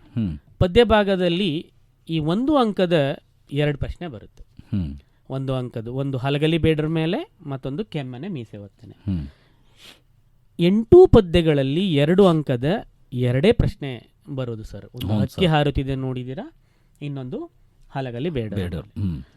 ಇನ್ನು ಇಲ್ಲೂ ಹಾಗೇನೆ ಸರ್, ಒಂದು ಕವಿ ಪರಿಚಯ ಬರುತ್ತೆ. ಅದು 4 ಜನ ಕವಿಗಳನ್ನು ವಿದ್ಯಾರ್ಥಿಗಳು ಅಧ್ಯಯನ ಮಾಡಲೇಬೇಕು. ಅದು ಬೇಂದ್ರೆ ಅವರಾಗಿರ್ಬೋದು, ರನ್ನ ಆಗಿರ್ಬೋದು, ಕುವೆಂಪು ಅವರಾಗಿರ್ಬೋದು, ಮತ್ತು ಪಂಪ ಆಗಿರ್ಬೋದು. ಹಕ್ಕಿ ಹಾರುತ್ತಿದೆ ನೋಡಿದ್ದೀರಾ, ಚಲಮನೆ ಮೆರವೆಂ, ಹಸುರು, ಕೆಮ್ಮನೆ ಮೀಸೆ ಒತ್ತೇನೆ. ಈ 4 ಅಧ್ಯಾಯಗಳ ಮೇಲೆ ಸಂದರ್ಭಾನುಸಾರ ವಿವರಿಸಿ ಮತ್ತು ಕವಿಕೃತಿ ಪರಿಚಯ ಬರುತ್ತೆ ಸರ್. ಇನ್ನು 4 ಅಂಕದ ಪ್ರಶ್ನೆಗಳೇನಿದಾವಲ್ಲ, ಅದು 3 ಅಧ್ಯಾಯಗಳಿಗೆ ಹಂಚಿಕೆ ಆಗಿಬಿಟ್ಟಿದೆ ಪದ್ಯ ಭಾಗದಲ್ಲಿ. ಇಲ್ಲಿ ಅವರಿಗೆ ಅಲ್ಲಿ ಹೇಗೆ ಶಬರಿ ಹೆಂಗೆ ಒಂದೇ ಅಧ್ಯಾಯದಿಂದ ಹೇಳಿ ನಿರೀಕ್ಷೆ ಮಾಡೋಕ್ಕಾಗಲ್ಲ. 3 ಅಧ್ಯಾಯವನ್ನು ಅವರು ಖಂಡಿತವಾಗ್ಲೂ ಓದಲೇಬೇಕು. ಅವರು ಸಂಕಲ್ಪ ಗೀತೆ ಪದ್ಯನೂ ಆಗಿರ್ಬೋದು, ಕೌರವೇಂದ್ರನ ಕೊಂದೆನೂ ಆಗಿರ್ಬೋದು, ಮತ್ತು ವೀರಲವನ ಆಗಿರ್ಬೋದು. ಈ 3 ಅಧ್ಯಾಯಗಳಲ್ಲಿ 3 ರೀತಿಯ ಪ್ರಶ್ನೆಗಳು ಬರುತ್ತೆ ಸರ್. ಹೌದ್ರಿ, ಆವಾಗಲೇ ಚರ್ಚೆ ಮಾಡ್ದಂಗೆ ಒಂದು ಕಂಠಪಾಠ ಪದ್ಯವನ್ನು ಪೂರ್ಣ ಮಾಡೋದಾಗಿರ್ಬೋದು, ಮತ್ತು ಸಾರಾಂಶ ಬರೆಯೋದು, 7-8 ನಿಬಂಧ ಮಾದರಿಯ ಪ್ರಶ್ನೆಗಳು. ಒಟ್ಟು ಗದ್ಯ ಭಾಗದಿಂದ 30 ಅಂಕ. ಇನ್ನು ಈ ಪಠ್ಯಪೋಷಕ ಅಧ್ಯಯನದಲ್ಲಿ 1 ಅಂಕದ ಒಂದೇ ಪ್ರಶ್ನೆ ಬರುತ್ತೆ. ಒಟ್ಟು 1 ಅಂಕದ 7 ಪ್ರಶ್ನೆಗಳು, ಗದ್ಯದಲ್ಲಿ 4, ಪದ್ಯದಲ್ಲಿ 2, ಮತ್ತು ಈ ಪಠ್ಯಪೋಷಕ ಅಧ್ಯಯನದಲ್ಲಿ 1. ಅದು ವಸಂತ ಮುಖ ತೋರಲಿ. ಇನ್ನು ಉಳಿದ ಗದ್ಯಗಳು 2 ಅಂಕದ 4 ಪ್ರಶ್ನೆಗಳು ಬರುತ್ತೆ. ಒಂದೇ ಒಂದು ನಾನು ಪ್ರಾಸ ಬಿಟ್ಟ ಕತೆ ಮತ್ತು ಶುಕ್ನಾಸನ ಇವೆರಡರಲ್ಲಿ 1 ಬರುವ ಸಾಧ್ಯತೆ ಇರುತ್ತೆ ಸರ್. ಹಾಗಾಗಿ ಮಕ್ಕಳು ಬಹಳ ಸುಲಭವಾಗಿ ಗದ್ಯ, ಪದ್ಯ, ಪಠ್ಯಪೋಷಕ ಅಧ್ಯಯನ ಯಾವ್ಯಾವ ಅಧ್ಯಾಯಗಳನ್ನು ಓದ್ಕೊಂಡ್ರೆ ಸುಲಭವಾಗಿ ಅಂಕ ಪಡಿಬೋದು ಅನ್ನೋದನ್ನು ಯೋಚನೆ ಮಾಡ್ಬೋದಲ್ಲ ಸರ್ ಅವರು? ಖಂಡಿತ ಸರ್. ಹಾಗೇನೆ ಒಂದು ಸ್ವಲ್ಪ ವ್ಯಾಕರಣಾಂಶಗಳು ಮತ್ತು ವಾಕ್ಯ ರಚನೆ ಸರ್. ಇಲ್ಲಿ ನಮಗೆ 10 ಅಂಕಗಳು ವ್ಯಾಕರಣಾಂಶಗಳಲ್ಲಿದೆ. ವಾಕ್ಯ ರಚನೆಯಲ್ಲಿ ಒಟ್ಟು 13 ಅಂಕಗಳಲ್ವಾ ಸರ್? ಹೌದು ಸರ್. ಇವುಗಳ ಬಗ್ಗೆ ಒಂದು ಸ್ವಲ್ಪ ತಿಳಿಸ್ಕೊಡಿ ಸರ್. ವ್ಯಾಕರಣಾಂಶ ಅಂತ ಅಂದ್ರೆ ಮಕ್ಕಳು ಕಬ್ಬಿಣದ ಕಡಲೆ ಅನ್ಕೊಂಡ್ಬಿಡ್ತಾರೆ. ನಿಜವಾಗ್ಲೂ ಹೇಳ್ಬೇಕಂದ್ರೆ ವ್ಯಾಕರಣಾಂಶ ಬಹಳ ಸುಲಭ. ಚೆನ್ನಾಗಿ ಅರ್ಥ ಮಾಡ್ಕೊಂಡ್ಬಿಟ್ರೆ ಸುಲಭವಾಗಿ 29 ಅಂಕಗಳನ್ನು ಪಡಿಬೋದು. ನಮ್ಮ ವ್ಯಾಕರಣಾಂಶದಲ್ಲಿ ಈಗಾಗಲೇ ನಾವು ಚರ್ಚೆ ಮಾಡ್ದಂಗೆ ಸರ್, ನಮ್ಮ ಮುಖ್ಯ ಪ್ರಶ್ನೆ ಸಂಖ್ಯೆ 1 ಏನಿದೆಯಲ್ಲ, ಅದು ಬಹು ಆಯ್ಕೆ ಮಾದರಿಯಲ್ಲಿ 4 ಉತ್ತರಗಳನ್ನು ಕೊಡಲಾಗುತ್ತೆ. ಅದರಲ್ಲಿ 1 ಆಯ್ಕೆ ಮಾಡ್ಕೊಳ್ಬೇಕು. ಅವು 6 ಪ್ರಶ್ನೆಗಳಿರುತ್ತೆ, ಒಂದೊಂದಕ್ಕೂ ಒಂದೊಂದು ಅಂಕ. ಈ 6 ಪ್ರಶ್ನೆಗಳು ವ್ಯಾಕರಣದಲ್ಲೇ ಬರುತ್ತೆ. ಯಾವುದ್ರ ಮೇಲೆ ಬರುತ್ತೆ ಅನ್ನೋದು ಮಕ್ಕಳು ಯೋಚನೆ ಮಾಡಬೇಕು. ಒಟ್ಟು 20 ಅಂಶಗಳದಾವ ನಮ್ಮಲ್ಲಿ. ಅದು ಕನ್ನಡ ವರ್ಣಮಾಲೆ ಆಗಿರ್ಬೋದು, ಸಂಧಿಗಳಾಗಿರ್ಬೋದು, ವಾಕ್ಯ ಪ್ರಭೇದ, ಲೇಖನ ಚಿಹ್ನೆಗಳಾಗಿರ್ಬೋದು, ಕ್ರಿಯಾಪದ, ಅದರಲ್ಲಿ ಕಾಲರೂಪ, ಅರ್ಥರೂಪ, ಆ ವಿಚಾರಗಳಾಗಿರ್ಬೋದು, ವಿಭಕ್ತಿ ಪ್ರತ್ಯಯಗಳು ಅಥವಾ ಕಾರಕಗಳಾಗಿರ್ಬೋದು, ಸಮಾಸಗಳಾಗಿರ್ಬೋದು, ನಾಮಪದಗಳು, ಅದರಲ್ಲಿ ವಸ್ತುವಾಚಕ, ಗುಣವಾಚಕ, ಪರಿಮಾಣವಾಚಕ, ದಿಗ್ವಾಚಕ ಎಲ್ಲಗಳಿಗೂ ಸಂಬಂಧಪಟ್ಟಂತೆ, ತತ್ಸಮ ತದ್ಭವಗಳಾಗಿರ್ಬೋದು, ಅವ್ಯಯ ಆಗಿರ್ಬೋದು, ದ್ವಿರುಕ್ತಿ ಆಗಿರ್ಬೋದು, ಜೋಡಿ ಪದ ಅಥವಾ ಗ್ರಾಂಥಿಕ ಪದಗಳು ಆಗಿರ್ಬೋದು. ಬಹಳ ಮುಖ್ಯವಾಗಿ ಕೃದಂತ, ತದ್ದಿತ ಅಂತ. ಸೊ ಒಂದು ಗಮನಿಸಿರ್ಬೇಕು ಸರ್, ನಮ್ಮ ಇಲಾಖೆ ನಮಗೆ 4 ಮಾದರಿ ಪ್ರಶ್ನೆ ಪತ್ರಿಕೆಗಳನ್ನು ಕೊಟ್ಟಿರುವಂಥದ್ದು. ಆ 4 ಪ್ರಶ್ನೆ ಪತ್ರಿಕೆಗಳನ್ನು ನಾವು ಈ ವ್ಯಾಕರಣ ಅಂಶಗಳನ್ನು ಗಮನಿಸಿದಾಗ, ಮತ್ತೆ ನಮ್ಗೆ ಈಗ 2 ಪೂರ್ವ ಸಿದ್ಧತಾ ಪರೀಕ್ಷೆಗಳಾಗಿರೋ ಅದನ್ನು ಗಮನಿಸಿದಾಗ, ಮುಖ್ಯವಾಗಿ ಈ ಮೊದಲನೇ ಕ್ವಶನ್ನೇ ಕನ್ನಡ ವರ್ಣಮಾಲೆ ಅಂದ್ರೆ ಕಡ್ಡಾಯವಾಗಿ ಬಂದಿದೆ ಸರ್. 4ರಲ್ಲೂ ಬಂದಿದೆ ಸರ್. ಅದು 4ರಲ್ಲೂ ಬಂದಿದೆ, ಪೂರ್ವ ಸಿದ್ಧತಾ ಪರೀಕ್ಷೆಯಲ್ಲೂ ಬಂದಿದೆ. ಮಕ್ಕಳು ಕನ್ನಡ ವರ್ಣಮಾಲೆಯನ್ನು ಬಿಡಲೇಬಾರದು.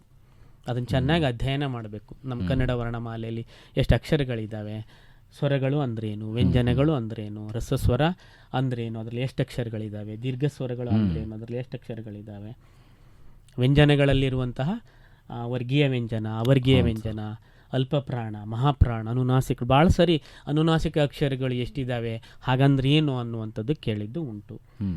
ಆಮೇಲೆ ನಮ್ಮ ಅವರ್ಗೀಯ ವ್ಯಂಜನಗಳು 9 ಅಕ್ಷರಗಳಿರುವಂಥದ್ದು, ಯೋಗವಾಹಕಗಳು, ಅನುಸ್ವಾರ, ವಿಸರ್ಗಗಳು, ಇವುಗಳನ್ನು ಸರಿಯಾಗಿ ಅರ್ಥ ಮಾಡ್ಕೊಂಡು ಅವುಗಳ ಸಂಖ್ಯೆ ಏನು ಮತ್ತು ಹಾಗಂದ್ರೆ ಏನು ಅಂತ ತಿಳ್ಕೊಂಡು ಸುಲಭವಾಗಿ ಒಂದು ಅಂಕ ಪಡ್ಕೊಳ್ಬೋದು ಸರ್. ಇನ್ನು ಎರಡನೇ ಪ್ರಶ್ನೆ, ಈ 4 ಪ್ರಶ್ನೆ ಪತ್ರಿಕೆಗಳು ಮತ್ತು ಪೂರ್ವ ಸಿದ್ಧತೆಯನ್ನು ನೋಡಿದರೆ ಸಂಧಿ ಇದೆ ಸರ್. ಖಂಡಿತವಾಗಲೂ ಸಂಧಿಯನ್ನು ಮಕ್ಕಳ ಅಧ್ಯಯನ ಮಾಡಲೇಬೇಕು. ಮುಖ್ಯವಾಗಿ ಕನ್ನಡದ 3 ಸಂಧಿಗಳು ಮತ್ತು ಸಂಸ್ಕೃತದ 7 ಸಂಧಿಗಳು, ಅವುಗಳನ್ನು ಅರ್ಥ ಮಾಡ್ಕೊಂಡ್ಬಿಟ್ರೆ ಭಾಳ ಸುಲಭವಾಗಿ ಒಂದು ಅಂಕ ಪಡಿಬೋದು. ಸಂಧಿಯಲ್ಲಿ ಬಹಳ ಮಕ್ಕಳು ಸರ್ ತುಂಬ ಕನ್ಫ್ಯೂಸ್ ಮಾಡ್ಕೊಳ್ಳುವಂಥದ್ದು ಅನ್ನೋದ್ರೆ ಆದೇಶ ಸಂಧಿ ಮತ್ತು ಜಸ್ತ್ವ ಸಂಧಿ. ಹೌದು ಸರ್, ಅಲ್ಲಿ ಪೂರ್ವ ಪದ ಉತ್ತರ ಪದದಲ್ಲಿ ಒಂದು ಸ್ವಲ್ಪ ಗೊಂದಲ ಮಾಡ್ಕೊಳ್ತಾರೆ. ಆದೇಶ ಸಂಧಿಯಲ್ಲಿ 2 ನಿಯಮವನ್ನು ನಾವು ನೋಡ್ತೇವೆ ಸರ್. ಒಂದು ಉತ್ತರ ಪದದ ಕತಪಗಳಿಗೆ ಗದಬ ಆದೇಶವಾಗಿ ಬರುವಂಥದ್ದು ಮತ್ತು ಆ ಪಬಮಕ್ಕೆ ವಕಾರ ಆದೇಶವಾಗಿ ಬರುವಂಥದ್ದು. ಬಹಳ ಮಕ್ಕಳಿಗೆ ಅಲ್ಲೇ ಸ್ವಲ್ಪ ಗೊಂದಲ ಆಗಿಬಿಡುತ್ತೆ. ಈ ಮಳೆಗಾಲ ಮತ್ತು ವಾಗೀಶ 2 ಪದಗಳನ್ನು ನೋಡಿದಾಗ ಸೂಕ್ಷ್ಮವಾಗಿ ಅರ್ಥ ಮಾಡ್ಕೊಳ್ಳೋದೇ ಅಲ್ಲ ನಮ್ಮ ಮಕ್ಕಳು. ಈಗ ಅಲ್ಲಿ 4 ಆಪ್ಷನ್ ಕೊಟ್ಟಿರ್ತಾರೆ, ಒಂದು ಆದೇಶ, ಜಸ್ತ್ವ, ಸವರ್ಣ, ದೀರ್ಘ ಸಂಧಿ, ಇನ್ಯಾವುದೋ ಬೇರೆ ಸಂಧಿ. ಮೊದಲನೇದನ್ನೇ ಅವ್ರ ಆದೇಶ ಅಂತ ಬರೆದ್ಬಿಟ್ಟಿರ್ತಾರೆ ಅಂತ ಕೇಳಿದಾಗ. ಅಲ್ಲಿ ನೋಡಬೇಕು ಆ ಒಂದು ವ್ಯಂಜನ ಅದು ಪೂರ್ವ ಪದದಲ್ಲಿದೆಯೋ ಉತ್ತರ ಪದದಲ್ಲಿ ಅದು ಆದೇಶವಾಗಿದೆಯೋ ಅಂತೇಳಿ. ಹಾಗಾಗಿ ಅಲ್ಲಿ ಉತ್ತರ ಪದದ ಕತಪಗಳಿಗೆ ಗದಬಗಳ ಆದೇಶವಾಗಿದ್ದರೆ ಅದು ಆದೇಶ ಸಂಧಿ ಆಗುತ್ತೆ. ಪೂರ್ವ ಪದದ ಕಚಟತಪಗಳಿಗೆ ಸಂಧಿಯಾದ ಗಜಡದಬಗಳು ಬಂದರೆ ಅದು ಜಸ್ತ್ವ ಆಗ್ತದೆ. ಇದು ಒಂದು ಸರ್. ಮತ್ತು ಇನ್ನು ಎಣ್ ಸಂಧಿ, ಆಗಮ ಸಂಧಿ ಮತ್ತು ಆದೇಶ ಸಂಧಿಯಲ್ಲೂ ಸ್ವಲ್ಪ ಮಕ್ಕಳಿಗೆ ಸ್ವಲ್ಪ ಗೊಂದಲ ಆಗುತ್ತೆ ಸರ್. ಅಲ್ಲಿ ಎಲ್ಲವೂ ಕೂಡ ಹಾಗೇ ಇರುತ್ತೆ, ಒಂದೇ ರೀತಿಯಲ್ಲೇ ಇರುತ್ತೆ. ಉದಾಹರಣೆಗೆ ಮನ್ವಂತರ, ಹೊಲವನ್ನು, ಬಲವೊಂದು, ಈ ಥರದ ಪದಗಳ ನೀರ್ವನಿ, ಈ ಥರದ ಪದಗಳನ್ನು ನೋಡಿದಾಗ ಎಲ್ಲದರಲ್ಲೂ ವಕಾರನೇ ಕಾಣಿಸ್ತಾ ಇದೆ. ಎಷ್ಟೋ ಮಕ್ಕಳು ಅದನ್ನ ಆಗಮ ಸಂಧಿ ಅಂದ್ಬಿಡ್ತಾರೆ, ಎಷ್ಟೋ ಮಕ್ಕಳು ಅದನ್ನ ಎಣ್ ಸಂಧಿ ಅಂದ್ಬಿಡ್ತಾರೆ. ಇಲ್ಲ, ಸಂಧಿ ಬಹಳ ಗೊಂದಲ ಆಗ್ತದೆ ಸರ್. ಬಹಳ ಸುಲಭ ಅದು ನೋಡಿ ಸರ್. ಸಂಧಿಯಲ್ಲಿ ಈ ಊರುಗಳಿಗೆ ಯಾವಾರ ಆದೇಶವಾಗಿ ಬಂದ, ಅಲ್ಲೂ ಕೂಡ ವಕಾರ ಆದೇಶವಾಗಿ ಬಂದಿರುತ್ತೆ. ಈ ಊರುಗಳಿಗೆ ಯಾವಾರ ಆದೇಶವಾಗಿ ಬಂದ್ಬಿಟ್ರೆ ಅದನ್ನ ಸುಲಭವಾಗಿ ಎಣ್ ಅಂತ ಹೇಳ್ಬಿಡ್ಬೋದು. ಆಗಮ ನೋಡಿ ಸರ್, ಅಲ್ಲಿ ಹೂವನ್ನು ಅಂತ ಇದೆ ಅಲ್ವಾ ಸರ್, ಯ ಮತ್ತು ವ ಅನ್ನುವ ಅಕ್ಷರಗಳು ಆಗಮವಾಗಿ ಬರುತ್ತೆ. ಈ ಆದೇಶದಲ್ಲೂ ಹಾಗೆ ನೋಡಿ ಸರ್, ಈ ನೀರ್ವನಿ ಅಥವಾ ಬಲವೊಂದು ಅಂದ ತಕ್ಷಣ ನಮ್ಮ ಮಕ್ಕಳ ಆಗಮ ಸಂಧಿ ಅಂತ ಬರೆದು ಬಿಡ್ತಾರೆ. ಅದು ಬಲ ಬಂದು ಬಲವೊಂದು ಆಗಿರುತ್ತೆ. ಹೌದ್ರಿ. ಆ ಬ ಅಕ್ಷರಕ್ಕೆ ವಕಾರ ಅಲ್ಲಿ ಆಗಮವಾಗಿ ಆದೇಶವಾಗಿರುತ್ತೆ. ಅದನ್ನೆಲ್ಲ ಸೂಕ್ಷ್ಮವಾಗಿ ಗಮನಿಸಿದ್ರೆ ಸರ್ ಸಂಧಿಯಲ್ಲಿ ಬಹಳ ಸುಲಭವಾಗಿ ಒಂದು ಅಂಕ ಪಡಿಬೋದು. ಅಂದ್ರೆ ಇದೊಂದು ಕಡ್ಡಾಯವಾಗಿ ಸಂಧಿ ಮೇಲೆ ಪ್ರಶ್ನೆ ಬಂದೇ ಬಂದಿದೆ, ಬರುತ್ತೆ ಸರ್. ಹಾಗಾಗಿ ಲಕ್ಷ್ಯ ಮಾಡೋ ಹಾಗೆ ಇಲ್ಲ ವಿದ್ಯಾರ್ಥಿಗಳು ಅಂತ. ಹೌದು ಸರ್. ಈಗ ಈ 4 ಪ್ರಶ್ನೆಗಳನ್ನು ಪ್ರಶ್ನೆ ಪತ್ರಿಕೆಯನ್ನು ನೋಡಿದಾಗ ಈ ವಾಕ್ಯ ಪ್ರಭೇದ ಮತ್ತು ಲೇಖನ ಚಿಹ್ನೆ ಇವೆರಡರಲ್ಲಿ ಒಂದು ಆಯ್ಕೆ ಮಾಡ್ಕೊಂಡ್ರೆ ಹೀಗೆ ಬರುತ್ತೆ ಅಂತ ಹೇಳಲಿಕ್ಕೆ ಆಗುತ್ತೆ. ಹೌದು. ಈ 4 ಪ್ರಶ್ನೆ ಪತ್ರಿಕೆಗಳನ್ನು ಮಾದರಿಯನ್ನು ನೋಡಿದಾಗ ಇವೆರಡನ್ನು ಅಧ್ಯಯನ ಮಾಡಲೇಬೇಕು. ಇಲ್ಲೂ ಸ್ವಲ್ಪ ನಮ್ಮ ಮಕ್ಕಳು ವಾಕ್ಯ ಪ್ರಭೇದಗಳಲ್ಲಿ ಒಂದು ಸ್ವಲ್ಪ ಸೂಕ್ಷ್ಮವಾಗಿ ಗಮನಿಸಿದ್ರೆ ಸರ್, ಒಂದೇ ಒಂದು ಪೂರ್ಣ ಕ್ರಿಯಾಪದದೊಂದಿಗೆ ಅದು ಸ್ವತಂತ್ರವಾಗಿರುವ ವಾಕ್ಯ ಆಗಿದೆ, ಸಾಮಾನ್ಯ ವಾಕ್ಯ ಆಗಿದೆ. ಆ ಸಂಯೋಜಿತ ವಾಕ್ಯಕ್ಕೂ ಮಿಶ್ರ ವಾಕ್ಯಕ್ಕೂ ಬಹಳ ಸರಿ ನಮ್ಮ ಮಕ್ಕಳು ಗೊಂದಲ ಮಾಡ್ಕೊತಾರೆ, ಒಳಗಾಗ್ತಾರೆ ಸರ್. ಅದು ಬಹಳ ಸೂಕ್ಷ್ಮ ಇದೆ ಸರ್, ಮತ್ತು ಬಹಳ ಸುಲಭವಾಗಿ ಅದನ್ನು ಅರ್ಥ ಮಾಡ್ಕೊಳ್ಬೋದು. ಈಗ ಸ್ವತಂತ್ರ ವಾಕ್ಯಗಳಾಗಿ ನಿಲ್ಲಬಲ್ಲ ಅನೇಕ ಉಪವಾಕ್ಯಗಳೊಡನೆ ಒಂದು ಪೂರ್ಣಾಭಿಪ್ರಾಯದ ವಾಕ್ಯ ಆಗಿದ್ರೆ ಅದು ಸಂಯೋಜಿತ ವಾಕ್ಯ. ಆ ಸಂಯೋಜಿತ ವಾಕ್ಯದಲ್ಲಿ ಪುಸ್ತಕದಲ್ಲಿ ಒಂದು ಉದಾಹರಣೆ ಕೊಟ್ಟಾರೆ ಸರ್, ನೀವು ಅದನ್ನು ನೋಡಿದ್ರೆ ಅಲ್ಲೊಂದು ಅರ್ಧ ವಿರಾಮ ಚಿಹ್ನೆ ಅಥವಾ ಒಂದು ಸಂಬಂಧ ಸೂಚಕ ಅವ್ಯಯ ಅಲ್ಲಿ ಬಂತು ಅಂದ್ರೆ ಅದು ಸುಲಭವಾಗಿ ನಾವು ಅದನ್ನು ಒಂದು ಸಂಯೋಜಿತ ವಾಕ್ಯ ಅಂತೇಳಿ ಕಂಡು ಹಿಡಿಬೋದು ಸರ್. ಪುಸ್ತಕದಲ್ಲಿ ಉದಾಹರಣೆ ನೋಡೋದಾದ್ರೆ, ಕಾರವಾರದಲ್ಲಿ ಮಲೇರಿಯಾ ಹಬ್ಬಿತ್ತು ನೋಡಿ, ಅಲ್ಲೊಂದು ಅರ್ಧ ವಿರಾಮ ಚಿಹ್ನೆ ಇದೆ. ಆದ್ದರಿಂದ ಅನ್ನೋ ಒಂದು ಸಂಬಂಧ ಸೂಚಕ ಅವ್ಯಯ ಬಂದಿದೆ. ಕಾರವಾರದಲ್ಲಿ ಮಲೇರಿಯಾ ಹಬ್ಬಿತ್ತು, ಆದ್ದರಿಂದ ವೀರೇಶ್ವರ್ ಪಾಠಕ್ರವರು ಮಲೇರಿಯಾದಿಂದ ಬಳಲಬೇಕಾಯಿತು ಮತ್ತು ಅರ್ಧ ವಿರಾಮ ಚಿಹ್ನೆ, ಈ ಕಾರಣದಿಂದ ಅವರನ್ನು ಅಲ್ಲಿಂದ ವರ್ಗಾಯಿಸಲಾಯಿತು. ಈ ವಾಕ್ಯವನ್ನು ಅರ್ಥ ಮಾಡಿಕೊಂಡ್ರೆ ಸುಲಭವಾಗಿ ಅವರು ಇದು ಸಂಯೋಜಿತ ವಾಕ್ಯ ಅಂತ ಸುಲಭ ಗುರುತಿಸಬಹುದು. ಇನ್ನು ಮಿಶ್ರ ವಾಕ್ಯನೂ ಹಾಗೇನೆ ಸರ್, ಒಂದು ಅಥವಾ ಅನೇಕ ವಾಕ್ಯಗಳು ಒಂದು ಪ್ರಧಾನ ವಾಕ್ಯಕ್ಕೆ ಅಧೀನವಾಗಿ ನಾವು ಸುಲಭವಾಗಿ ಅದನ್ನು ಮಿಶ್ರ ವಾಕ್ಯ ಅಂತ ಕಂಡುಹಿಡಿಬಹುದು. ಇಲ್ಲಿ ಯಾವುದೇ ಮಧ್ಯದಲ್ಲಿ ಲೇಖನ ಚಿಹ್ನೆಗಳು ಇರಲ್ಲ, ಅದನ್ನು ಸೂಕ್ಷ್ಮವಾಗಿ ಅರ್ಥ ಮಾಡ್ಕೊಳ್ಬೇಕು. ಪುಸ್ತಕದಲ್ಲೇ ಕೊಟ್ಟಿರುವಂಥ ಉದಾಹರಣೆ ನೋಡೋದಾದ್ರೆ ನೋಡಿ ಸರ್, ಅಲ್ಲಿ ಎಷ್ಟು ಚೆನ್ನಾಗಿದೆ ಅಂದರೆ, ಏನಾದರೂ ಮಾಡಿ ಭಾರತದಲ್ಲಿ ಮೋಟಾರು ಕಾರ್ಖಾನೆಯನ್ನು ಸ್ಥಾಪಿಸಲು ವಿಶ್ವೇಶ್ವರಯ್ಯನವರು ನಿರ್ಧರಿಸಿದರಾದರೂ ಅವರ ನಿರ್ಧಾರಕ್ಕೆ ಬ್ರಿಟಿಷ್ ಸರ್ಕಾರದ ಅಪ್ಪಣೆ ದೊರೆಯಲಿಲ್ಲವೆಂಬ ವಿಷಯ ತಿಳಿದಾಗ ಅವರು ಬಹುವಾಗಿ ಮರುಗಿದರು ಅಂತೇಳಿ ನೋಡೋದು. ಬಹುವಾಗಿ ಮರುಗಿದರು ಅನ್ನುವಂಥದ್ದೇ ಭಾಳ ಮುಖ್ಯವಾಗಿರುವಂಥ ವಿಷಯ. ಅದ್ರ ಮೇಲೆ ಇಲ್ಲಿ ಉಪವಾಕ್ಯಗಳು, ಅದೊಂದು ಪ್ರಧಾನ ವಾಕ್ಯ, ಅದ್ರ ಮೇಲೆ ಉಪವಾಕ್ಯಗಳು ಬಂದಿರೋದ್ರಿಂದ ಇದೊಂದು ಮಿಶ್ರ ವಾಕ್ಯ ಅಂತೇಳಿ ಸುಲಭ ಕಂಡುಹಿಡಿಬೋದು. ಇನ್ನು ಲೇಖನ ಚಿಹ್ನೆಗಳಂತೂ ಭಾಳ ಸುಲಭ ಸರ್. ಪೂರ್ಣ ವಿರಾಮ, ಅಲ್ಪ ವಿರಾಮ, ಅರ್ಧ ವಿರಾಮ, ವಾಕ್ಯವೇಷ್ಟನ, ಉದ್ಧರಣ ಅಲ್ವಾ ಸರ್? ಹೌದು. ಅದಾದ್ಮೇಲೆ ಆವರಣ ಎಲ್ಲವನ್ನು ನಾವು ಸುಲಭ, ಒಂದು ವಿವರಣಾತ್ಮಕ ಚಿಹ್ನೆ, ಅವುಗಳನ್ನು ವ್ಯಾಖ್ಯೆಗಳನ್ನು ನೋಡ್ಕೊಂಡ್ಬಿಟ್ರೆ ಸುಲಭವಾಗಿ ಒಂದು ಅಂಕ ಪಡಿಬೋದು. ಇನ್ನು ಬಹುಮುಖ್ಯವಾಗಿ ಸರ್ ಕ್ರಿಯಾಪದದಲ್ಲಿ ಇಲ್ಲಿ ಕಾಲರೂಪ ಕ್ರಿಯಾಪದಗಳು, ಅರ್ಥರೂಪ ಕ್ರಿಯಾಪದಗಳು ಕೇಳುವ ಸಾಧ್ಯತೆ, ಇವೆರಡನ್ನೂ ಸೇರಿ ಒಂದು ಅಂಕಕ್ಕೆ ಕೇಳುವ ಸಾಧ್ಯತೆ ಇರುತ್ತೆ ಸರ್. ಈ ಕಾಲರೂಪದಲ್ಲಿ ಆದರೆ ವರ್ತಮಾನ ಕಾಲ, ಭೂತಕಾಲ, ಭವಿಷ್ಯತ್ ಕಾಲ ಅದ್ರ ಮೇಲಾದ್ರೂ ಕೇಳ್ಬೋದು.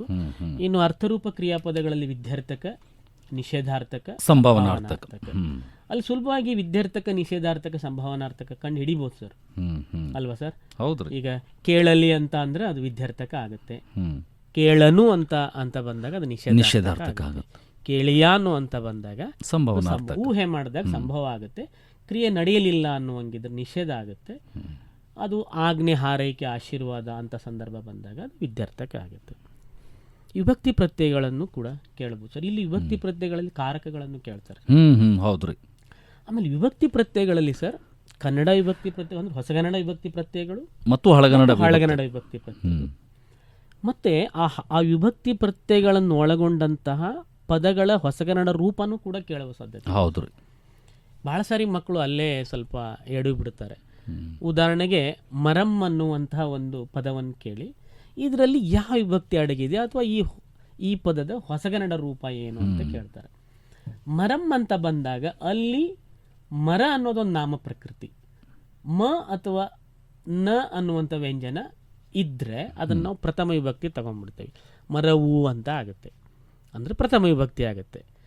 ಅದೇ ಮರವಂ ಅಂತ ಹೇಳಿದಾಗ ಅಲ್ಲಿ ಅಮ್ ಅನ್ನುವಂತಹ ಪ್ರತ್ಯಯ ಬರೋದ್ರಿಂದ ಅದು ದ್ವಿತೀಯ ವಿಭಕ್ತಿ ಹೋಗಿಬಿಡುತ್ತೆ. ಈ ಥರದ್ದೆಲ್ಲ ಸೂಕ್ಷ್ಮವಾಗಿ ಗಮನಿಸಿದರೆ ಸುಲಭವಾಗಿ ಆ ವಿಭಕ್ತಿ ಪ್ರತ್ಯಯ ಅಥವಾ ಕಾರಕಗಳು ಅವುಗಳನ್ನು ಬರೀಬೋದು.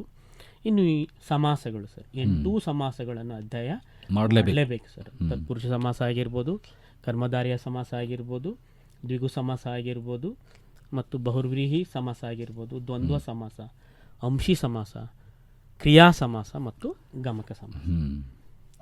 ಕನ್ನಡದ ಅಸಾಧಾರಣ ಲಕ್ಷಣಗಳಲ್ಲಿ ಒಂದು ಗಮಕ ಸಮಾಸದ ಬಗ್ಗೆ ಹೇಳಿರುವಂಥದ್ದು ಉಂಟು ಅಲ್ವಾ ಸರ್? ಹೌದ್ರಿ. ಸುಲಭವಾಗಿ ಆ 8 ಅವುಗಳನ್ನು ಮತ್ತೆ ನಮ್ಮ ಪುಸ್ತಕದಲ್ಲಿರುವ ಉದಾಹರಣೆಗಳನ್ನೇ ಕೊಡ್ತಾರೆ. ಹೌದು ಸರ್. ಅಲ್ಲಿ ಏನ್ ಮಾಡಿದ್ದಾನೆ, ಆ ಸಮಾಸದ ಹೆಸರಿನ ಕೆಳಗಡೆ ಉದಾಹರಣೆ ಕೊಟ್ಟಿದ್ದಾನೆ, ಅವನ್ನೇ ಪರೀಕ್ಷೆ ಕೇಳಿದ್ದಾನೆ. ಹೌದು ಸರ್. ಅವ್ನು ಸ್ವಲ್ಪ ಸರಿಯಾಗಿ ಗಮನಿಸ್ಬೇಕು ಮಕ್ಕಳು ಅಂತ ಈ ಸಂದರ್ಭದಲ್ಲಿ ಸೂಕ್ಷ್ಮವಾಗಿ ಅರ್ಥ ಮಾಡಿ. ಬಹಳ ಸುಲಭನೂ ಇದೆ. 2 ನಾಮಪದಗಳು ಇದ್ದು ಉತ್ತರ ಪದದ ಅರ್ಥ ಪ್ರಧಾನವಾಗಿದೆ, ತತ್ಪುರುಷ ಅಂತ ಸುಲಭ ಇದೆ. ಗುಣವಾಚಕ ಪದ ಪೂರ್ವ ಪದದಲ್ಲಿ ಬಂದಿದ್ವಿ ಅಂದ್ರೆ ಕರ್ಮಧಾರಯ, ಹೌದು. ಸಂಖ್ಯಾವಾಚಕ ಪೂರ್ವ ಪದದಲ್ಲಿ ಬಂದಿದ್ರೆ ದ್ವಿಗು ಸಮಾಸ ಅಂತ ಅಲ್ವಾ ಸರ್? 2-3 ಪದಗಳ ಸಂಬಂಧ ಇತ್ತು ಅಂದ್ರೆ ನಾವು ದ್ವಂದ್ವ. ಇನ್ನು ಅನ್ಯ ಪದದ ಅರ್ಥ ಪ್ರಧಾನವಾಗಿದೆ, ಬಹುರ್ವ್ರೀಹಿ ಅಂತ ಸುಲಭವಾಗಿ ಹೇಳ್ಬೋದು. ಇನ್ನು ಕ್ರಿಯಾಪದ ಉತ್ತರ ಪದದಲ್ಲಿ ಬಂದಿದೆ ಅಂದ್ರೆ ಕ್ರಿಯಾಸಮ ಅನ್ಬೋದು. ಅಂಶಾಂಶಿ ಸಂಬಂಧ ಅಂತೂ ಬಹಳ ಸುಲಭ, ಅಂಶಿ ಸಮಾಸನೂ ಸುಲಭ ಇದೆ. ಇನ್ನು ಕೃದಂತ ಅಥವಾ ಸರ್ವನಾಮಗಳಲ್ಲಿ ಒಂದಾಗಿ ಉತ್ತರ ಪದ ನಾಮಪದ ಆಗಿದ್ರೆ ಗಮಕ ಸಮಾಸ ಅಂತ ಸುಲಭವಾಗಿ ಹೇಳ್ಬೋದು. ಇನ್ನು ಈ ನಾಮಪದಗಳು ಬಹಳ ಸುಲಭ ಸರ್. ಈ ವಸ್ತುವಾಚಕ ಪದಗಳನ್ನು ಕೇಳ್ತಾರೆ ಸರ್. ರೂಢನಾಮ, ಅಂಕಿತ ನಾಮ, ಅನ್ವರ್ಥ ನಾಮ, ಮಕ್ಕಳಿಗೆ ಬಹಳ ಸುಲಭವಾಗಿ ಒಂದು ಅಂಕವನ್ನು ಪಡಿಬೋದು. ಅಥವಾ ದಿಗ್ವಾಚಕ ಪದಗಳನ್ನು ಕೇಳೋದು ಉಂಟು, ಪರಿಮಾಣವಾಚಕ ಪದಗಳನ್ನು ಕೇಳೋದು ಉಂಟು. ಅವುಗಳನ್ನು ಒಂದು ಸ್ವಲ್ಪ ಓದ್ಕೊಂಡ್ಬಿಟ್ರೆ ಸುಲಭವಾಗಿ ಒಂದು ಅಂಕ ಪಡಿಬೋದು. ಮತ್ತು ತತ್ಸಮ ತದ್ಭವಗಳು ಸರ್. ಈ ತತ್ಸಮ ತದ್ಭವಗಳು ಯಾವತ್ತೂ ಸರ್ ಪಠ್ಯಪುಸ್ತಕದಲ್ಲಿ ಏನು ಪದಗಳ ಅರ್ಥಕ್ಕೆ ಸಂಬಂಧಪಟ್ಟಂತೆ ಇರುವಂಥವು ಇದಾವಲ್ಲ ಸರ್, ಅಲ್ಲಿ ತತ್ಸಮ ತದ್ಭವಗಳನ್ನು ಬಿಟ್ಟರೆ ಬೇರೆ ಯಾವುದನ್ನು ಕೇಳೇ ಇಲ್ಲ. ಪ್ರತಿಯೊಬ್ಬ ವಿದ್ಯಾರ್ಥಿಗಳು ಆ ಕಠಿಣ ಪದಗಳ ಅರ್ಥದಲ್ಲಿರುವಂತಹ ಅಲ್ಲೇನು ತತ್ಸಮ ತದ್ಭವಗಳನ್ನು ಪಟ್ಟಿ ಮಾಡ್ಯಾರಲ್ಲ ಸರ್, ಅವುಗಳನ್ನೇ ಒಂದು ಕಡೆ ಬರೆದಿಟ್ಕೊಂಡ್ರೆ ಭಾಳ ಸುಲಭವಾಗಿ ಅವುಗಳನ್ನು ಬರೀಬೋದು. ಮುಖ್ಯವಾಗಿ ಅವ್ಯಯಗಳು ಸರ್. ಈ ಅವ್ಯಯಗಳಲ್ಲೂ ಅಷ್ಟೇ ಸರ್ ಪ್ರಶ್ನೆ ಖಂಡಿತ ಬಂದೇ ಬರುತ್ತೆ ಸರ್. ಅದು ಸಾಮಾನ್ಯ ಅವ್ಯಯ ಆಗಿರ್ಬೋದು, ಕ್ರಿಯಾರ್ಥಕ ಅವ್ಯಯ ಆಗಿರ್ಬೋದು, ಸಂಬಂಧ ಸೂಚಕ ಅವ್ಯಯ ಆಗಿರ್ಬೋದು, ಭಾವಸೂಚಕ ಅವ್ಯಯ ಆಗಿರ್ಬೋದು, ಅವಧಾರಣಾರ್ಥಕ ಅವ್ಯಯ ನೋಡಿ ಸರ್, ನಿಶ್ಚಿತವಾಗಿ ಖಂಡಿತವಾಗಿ ಹೇಳ್ತೇವೆ ಅವನೇ ಅದೇ ಅನ್ನುವಂಥದ್ದು. ಆಮೇಲೆ ನಮ್ಮ ಕೃದಂತ ಅವ್ಯಯಗಳಾಗಿರ್ಬೋದು, ತದ್ದಿತಾಂತ ಅವ್ಯಯಗಳು ಅದರಲ್ಲೂ ಸೇರ್ಕೊಂಡು ಬಂದ್ಬಿಡುತ್ತೆ. ಅವ್ಯಯಗಳನ್ನಾದರೂ ಕೇಳ್ಬೋದು. ದ್ವಿರುಕ್ತಿ ಜೋಡಿ ಪದಗಳು ಇದಂತೂ 3ನೇ ಪದಕ್ಕೆ ಸಂಬಂಧ ಕಲ್ಪಿಸಿ ಅಲ್ಲಿ ಬಂದೇ ಬರುತ್ತೆ. ಜುರುಕ್ತಿಯಲ್ಲೇ ನೋಡಿ ಸರ್, ಬಹಳ ಮಕ್ಕಳು ಕನ್ಫ್ಯೂಸ್ ಮಾಡ್ಕೊಂಡ್ಬಿಡ್ತಾರೆ. ತುತ್ತ ತುದಿ ಅಂದ ತಕ್ಷಣ ಜುರುಕ್ತಿ ಅನ್ನೋದೇ ಅಲ್ಲ ಅವರು. ಅದು ತುದಿ ಮತ್ತು ತುದಿಯಾಗಿರುತ್ತೆ ಅಲ್ವಾ ಸರ್? ಕಟ್ಟ ಕಡೆಗೆ ಆ ಥರದವು ಸಹಿತ ಅವುಗಳನ್ನು ನೋಡ್ಕೊಳ್ಬೇಕಾಗತ್ತೆ. ಬೇಗ ಬೇಗ ಅಂತ ಹೇಳ್ಬೋದು. ಮತ್ತು ಸರ್, ಜುರುಕ್ತಿ ಈ ಅನುಕರಣಾವ್ಯಯದಲ್ಲಿ ಮಕ್ಕಳು ಸ್ವಲ್ಪ ಗೊಂದಲಕ್ಕೊಳಗಾಗ್ತಾರೆ. ಹೌದು. ಇವಾಗ ಢಣ ಢಣ ಅನ್ನುವ ಪದನು ನಮಗೆ ದ್ವಿರುಕ್ತಿ ತರನೇ ಕೇಳಿಸಿರುತ್ತೆ. ಬೇಗ ಬೇಗ ಬೇಗ ಅನ್ನೋದು ದ್ವಿರುಕ್ತಿ ಕೇಳಿಸಿರುತ್ತೆ. ಅದ್ರ ಒಂದು ಸೂಕ್ಷ್ಮವಾಗಿ ಅರ್ಥ ಮಾಡ್ಕೊಂಡ್ರೆ ಬೇಗ ಬೇಗ ಅಲ್ಲಿ ಅರ್ಥ ಇದೆ. ಬೇಗ ಅನ್ನೋದನ್ನ ಪುಷ್ಟೀಕರಿಸಲಿಕ್ಕೋಸ್ಕರ ನಾವು ಇನ್ನೊಂದ್ಸರಿ ಹೇಳಿರ್ತೀವಿ. ಅದ್ರ ಢಣ ಢಣ ಅನ್ನುವಂತ ಪದದಲ್ಲಿ ಬರೀ ಶಬ್ದ, ಯಾವುದೋ ಒಂದು ಅರ್ಥವಿರದ ಒಂದು ಧ್ವನಿಯನ್ನು ನಾವು ಅನುಕರಣೆ ಮಾಡ್ತೀವಿ, ಅದು ಅನುಕರಣಕ್ಕೆ ಹೋಗ್ಬಿಡುತ್ತೆ. ಆ ಥರದ್ದೆಲ್ಲ ಸೂಕ್ಷ್ಮವಾಗಿ ನೋಡಿದ್ರು ಸುಲಭವಾಗಿ ಪಡಿಬೋದು. ಬಹಳ ಮುಖ್ಯವಾಗಿ ಕೃದಂತ ತದ್ದಿತಂತ ನಮ್ಮ ಮಕ್ಕಳು ಈ ಬಹಳ ಮಕ್ಕಳು 100ಕ್ಕೆ 100 ಅಂಕ ಪಡೆಯೋದ್ರಲ್ಲಿ 1 ಅಂಕ ಕಳ್ಕೊಂಡಿದ್ದು ಅಂದರೆ ಬಹುಶಃ ಇಲ್ಲೇ ಅನ್ಕೊಳ್ತೀವಿ. ಅದಷ್ಟೇ ಸುಲಭನೂ ಇದೆ ಸರ್. ಕೃದಂತ ತದ್ದಿತ ಅಂತ ಕಂಡುಹಿಡಿಯೋದೇನು ತುಂಬ ಏನು ಕಷ್ಟ ಇಲ್ಲ.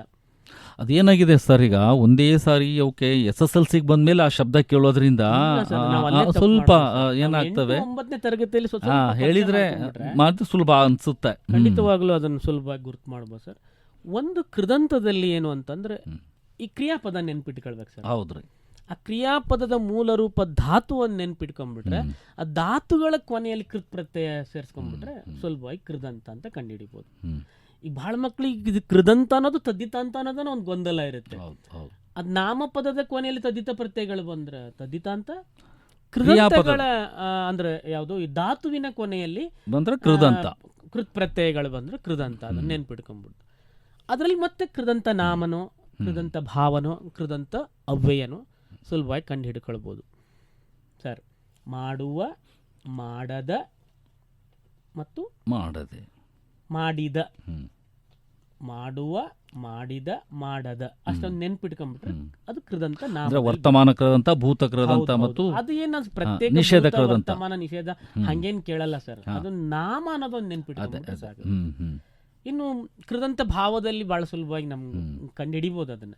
ನೋಡುವ ಅನ್ನುವಂಥದ್ದು ನೋಟ, ಓಡುವ ಅನ್ನುವಂಥದ್ದು ಓಟ, ಅಂಜಿದನು ಅಥವಾ ಅಂಜಿದ ಅಂದ್ರೆ ಅಂಜಿಕೆ, ಹೆದರಿಕೆ, ಇವೆಲ್ಲ ಕೃದಂತ ಭಾವಗಳಲ್ಲಿ ಬರುತ್ತೆ. ಕೇಳುತ್ತಾ, ಬರೆಯುತ್ತಾ, ಹಾಡುತ್ತಾ, ಕೇಳಲಿಕ್ಕೆ, ಬರೆಯಲಿಕ್ಕೆ, ಇವೆಲ್ಲ ಕೃದಂತ ಅವೇ ಅರ್ಥದಲ್ಲಿ ಬರೋದ್ರಿಂದ ಆ ಕೃದಂತ ಅವ್ಯಯಗಳಂತ ಹೇಳ್ಬೋದು. ತದ್ದಿತಾಂತದಲ್ಲೂ ಬಹಳ ಸುಲಭ. ಅಲ್ಲಿ ನಾಮಪದಗಳನ್ನು ನೆನ್ಪಿಟ್ಕೊಳ್ಬೇಕು. ಮಾಲೆಯನ್ನು ಮಾಡುವವನೇ ಮಾಲೆಗಾರ ಅಲ್ವಾ ಸರ್? ಹೌದು. ಹಾವನ್ನು ಆಡಿಸುವವನೇ ಹಾವಾಡಿಗ ಅಲ್ವಾ? ಕನ್ನಡದ ಬಗ್ಗೆ ಅಭಿಮಾನ ಹೊಂದಿರುವವನೇ ಕನ್ನಡಿಗ. ಸೊ ಈ ತರದವೆಲ್ಲ ಬಂದಾಗ ನಾವು ತದ್ದಿತ ನಾಮಗಳು ಅಂತ ಹೇಳ್ಬೋದು. ಇನ್ನು ಭಾವ, ತದ್ದಿತ ಭಾವದಲ್ಲಿ ನೋಡಿ, ಬಡವನ ಭಾವ ಬಡತನ, ಪಿರಿದರ ಭಾವ ಪೆರ್ಮೆ, ಹಿರಿದರ ಭಾವ ಹೆಮ್ಮೆ ಅಥವಾ ಹಿರಿಮೆ, ಬಿಳುಪು, ಬಿಳಿದರ ಭಾವ ಬಿಳುಪು, ಇವೆಲ್ಲ ತದ್ದಿತ ಭಾವಗಳು. ಅವೇ ಅರ್ಥದಲ್ಲಿ ರಾಮನಂತೆ, ಸೀತೆಯ ಓಲ್, ರಾಮನಿಗೋಸ್ಕರ, ಅಲ್ಲಿಯವರೆಗೆ, ಇಲ್ಲಿಯವರೆಗೆ, ಈ ಥರದವೆಲ್ಲ ಬಂದ್ಬಿಟ್ಟು ಅಂದ್ರೆ ಸುಲಭವಾಗಿ ತದ್ದಿತ ಅವ್ಯಯಗಳು ಅಂತೇಳಿ ಕಂಡುಹಿಡಿಬೋದು. ಇವಿಷ್ಟಲ್ಲದೆ ಈ ಬಾರಿ 4 ಪ್ರಶ್ನೆ ಪತ್ರಿಕೆಗಳನ್ನು ನೋಡಿದಾಗ ಇನ್ನೂ ಒಂದು 6 ಅಂಶಗಳು ಅದರಲ್ಲಿ ಬಂದಿಲ್ಲ. ಅದ್ರ ಬರಬಾರ್ದು ಅಂತ ಏನೂ ಇಲ್ಲ. ಈಗ ಸರ್ವನಾಮಗಳ ಬಗ್ಗೆನೂ ಕೇಳ್ಬೋದು. ಅದರಲ್ಲಿ ಪುರುಷಾರ್ಥಕ ಸರ್ವನಾಮಗಳಾಗಿರ್ಬೋದು, ಪ್ರಶ್ನಾರ್ಥಕ ಸರ್ವನಾಮಗಳಾಗಿರ್ಬೋದು, ಆತ್ಮಾರ್ಥಕ ಸರ್ವನಾಮಗಳಾಗಿರ್ಬೋದು. ಅನ್ಯ ದೇಶ ಪದಗಳ ಬಗ್ಗೆನೂ ಕೇಳಬಾರ್ದು ಅಂತ ಏನಿಲ್ಲ. ಈ ಪ್ರಶ್ನೆ ಪತ್ರಿಕೆಗಳನ್ನು ನೋಡಿದಾಗ ಕೇಳಿಲ್ಲ. ಒಟ್ಟು 21 ವ್ಯಾಕರಣಾಂಶಗಳದಾವಲ್ಲ ಸರ್, ಕೇಳಬಹುದು, ಅವಕಾಶ ಇದೆ. 100ಕ್ಕೆ 100 ಅಂಕ ಪಡೆಯುವಂಥವ್ರು ಯಾವುದನ್ನು ಬಿಡುವಾಗಿಲ್ಲ. ಹಾಗಾಗಿ ಅನ್ಯ ದೇಶ ಪದಗಳನ್ನು ಸ್ವಲ್ಪ ನೋಡ್ಕೊಳ್ಬೇಕು. ಪದಗಳ ಅರ್ಥ, ಕಠಿಣ ಪದಗಳ ಅರ್ಥಗಳನ್ನು ಸಹಿತ ಕೇಳುವ ಸಾಧ್ಯತೆಯನ್ನು ನಾವು ತಳ್ಳಿ ಹಾಕೋಂಗಿಲ್ಲ. ಆವಾಗಲೇ ಹೇಳ್ದಂಗೆ ಒಂದು ಹಳಗನ್ನಡ ಒಂದು ಪದವನ್ನು ಕೊಟ್ಟು ಅದ್ರ ಹೊಸಗನ್ನಡ ರೂಪ ಬದಲಾಯಿಸಿ ಅಂತಾದ್ರೂ ಕೇಳ್ಬೋದು. ಈ ಮೊದಲೆಲ್ಲ ಛಂದಸ್ಸಿನ ಮೇಲೇನೂ 1 ಅಂಕದ ಪ್ರಶ್ನೆ. ಹೌದು ಸರ್, ಹೌದು. ಈಗ ಗುರುಲಘು ನಡುವಿರೆ ಜರಗಣ, ಗುರುಲಘು ಕೊನೆಯಲ್ಲಿ ಬರಲು ಡ್ಯಾಶ್ ಆ ತರ ಕೇಳಿದಾರೆ ಸರ್, ಒಂದೊಂದ್ಸರಿ ಬಂದಿದೆ. ಅಲ್ಲಿ ಅದು ಪ್ರಾಸಗಳಾಗಿರ್ಬೋದು. ಅಲ್ಲಿ ಅಲ್ಲೂ ಕೂಡ ಆದಿಪ್ರಾಸ, ಮಧ್ಯಪ್ರಾಸ, ಅಂತ್ಯಪ್ರಾಸ. ಆದಿಪ್ರಾಸದಲ್ಲಿ ಮತ್ತೆ ಆ 8 ವಿಧಗಳೆಲ್ಲ ಇದಾವೆ. ಎಲ್ಲವನ್ನೂ ಓದ್ಕೊಳ್ಳೇಬೇಕು. ಈಗ ಔಟ್ ಆಫ್ ಔಟ್ ತೆಗಿಬೇಕು ಅಂದಾಗ ಪುಸ್ತಕದಲ್ಲಿ ಇರುವಂಥದ್ದು, ಅದೇನು ಹೊರಗಡೆಯಿಂದ ಏನೂ ಇಲ್ಲ. ಓದ್ಕೋಬೇಕು. ಅವ್ನು ಓದ್ಕೊಂಡು ಅಕಸ್ಮಾತ್ ಕೇಳಿದ್ರೆ ನೋಡಿ ನಾವು ಹೇಳಲಿಲ್ಲ ಸರ್ ನೀವು ಅಂತ ಮತ್ತು ಶಿಕ್ಷಕರ ಮೇಲೇನೆ ಯಾವುದೇ ಆಪಾದನೆ ಬರೋದು ಬೇಡ. ಹಾಗಾಗಿ ಅದನ್ನು ಕೂಡ ಓದ್ಕೊಳ್ಬೇಕು. ಅಲ್ಲಿ ಯತಿ ಬಗ್ಗೆನೂ ಕೇಳ್ಬೋದು. ಹೌದ್ರಿ. ಯತಿ ಎಂಬುದು ಸಿರ್ಧಾಣಂ ಆ ವಿಚಾರ ಆಗಿರ್ಬೋದು. ಅಲ್ಲಿ ಶಿಥಿಲ ದ್ವಿತ್ವಾಕ್ಷರಗಳ ಬಗ್ಗೆ ಆದ್ರೂ ಯಾವ್ದಾದ್ರು ಒಂದು ವಿಚಾರ ಕೇಳಿ ಅಂದ್ರೆ ಯಾವುದನ್ನೂ ಅಲಕ್ಷ್ಯ ಮಾಡೋ ಹಾಗೆ ಇಲ್ಲ ಸರ್. ಇವನ್ ರಳ ಕುಳ ಕ್ಷಳ ಅದಾಗಿರ್ಬೋದು, ರೇಪೆ ಶಕಟ ರೇಪೆ ಅವೆಲ್ಲ ಪುಸ್ತಕದಲ್ಲಿ ಇದಾವೆ. ಅವೇನ್ ಬರಲ್ಲ, ಅಕಸ್ಮಾತ್ ಬಂದ್ರೆ.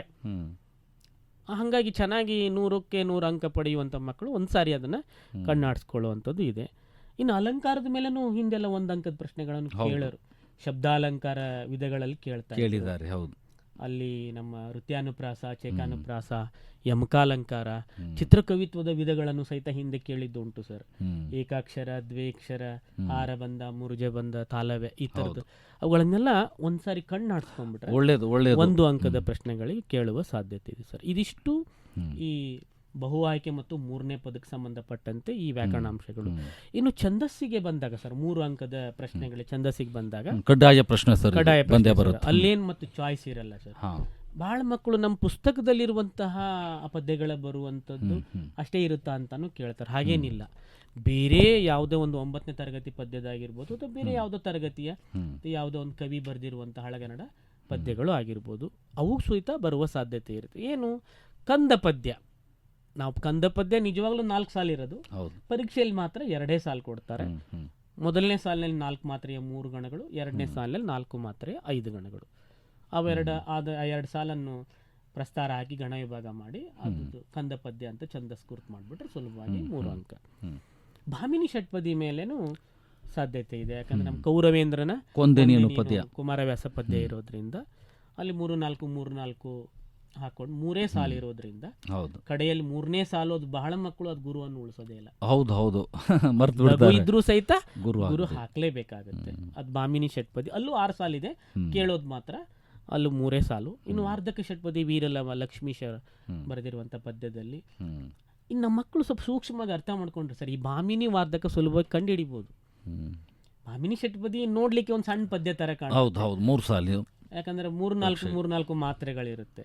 ವಾರ್ಧಕ ಷಟ್ಪದಿಯಲ್ಲಿ 5 ಮಾತ್ರೆಗಳಿರೋದ್ರಿಂದ ಸ್ವಲ್ಪ ದೊಡ್ಡ ಪದ್ಯ ಇರುತ್ತೆ, ಅದನ್ನ ನೋಡಿದ್ರೆ ಗೊತ್ತಾಗುತ್ತೆ ಇದು ವಾರ್ಧಕ ಷಟ್ಪದಿ ಅಂತೇಳಿ.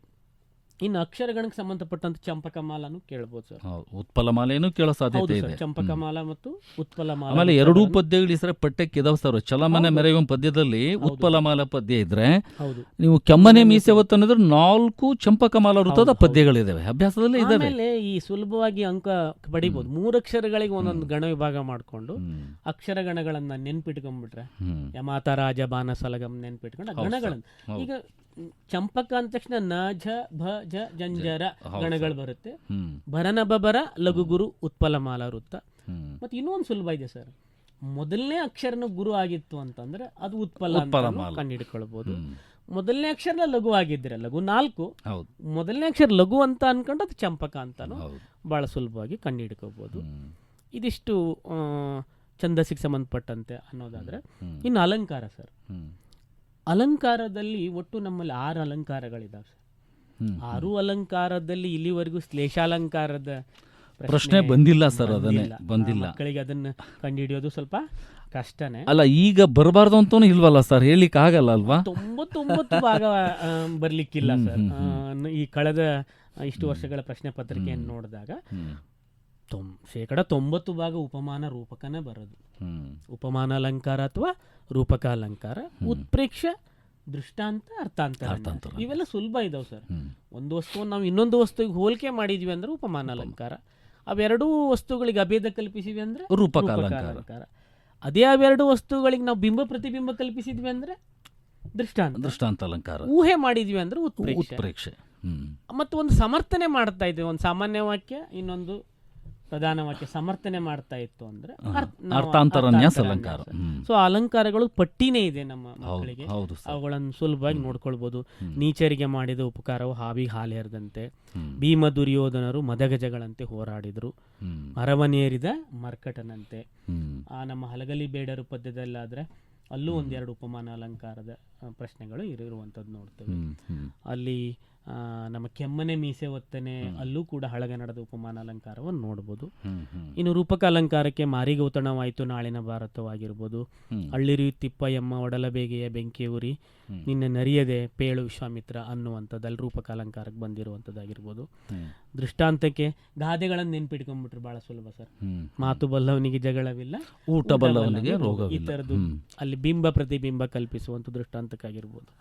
ಇನ್ನು ಊಹೆ ಮಾಡ್ಕೊಳ್ಳಿಕ್ಕೆ ಉತ್ಪ್ರೇಕ್ಷದಲ್ಲಿ ಅಚ್ಚೋದ ಸರೋವರವು ತ್ರೈಲೋಕ್ಯ ಲಕ್ಷ್ಮಿಯು ತನ್ನ ಸೌಂದರ್ಯವನ್ನು ನೋಡಲು ಮಾಡಿಟ್ಟ ರನ್ನಗನ್ನಡಿಯೋ ಎಂಬಂತೆ, ಅಂದ್ರೆ ಊಹೆ, ರನ್ನಗನ್ನಡಿಯೋ ಎಂಬಂತೆ ಅನ್ನೋದು ಊಹೆ ಮಾಡಿದರೆ ಅಲ್ಲಿ ನಾವು ಉತ್ಪ್ರೇಕ್ಷೆ ಮಾಡ್ಬೋದು. ಇನ್ನು ನಮ್ಮ ಪುಸ್ತಕದಲ್ಲಿ ಕೊಟ್ಟಿರುವಂತಹ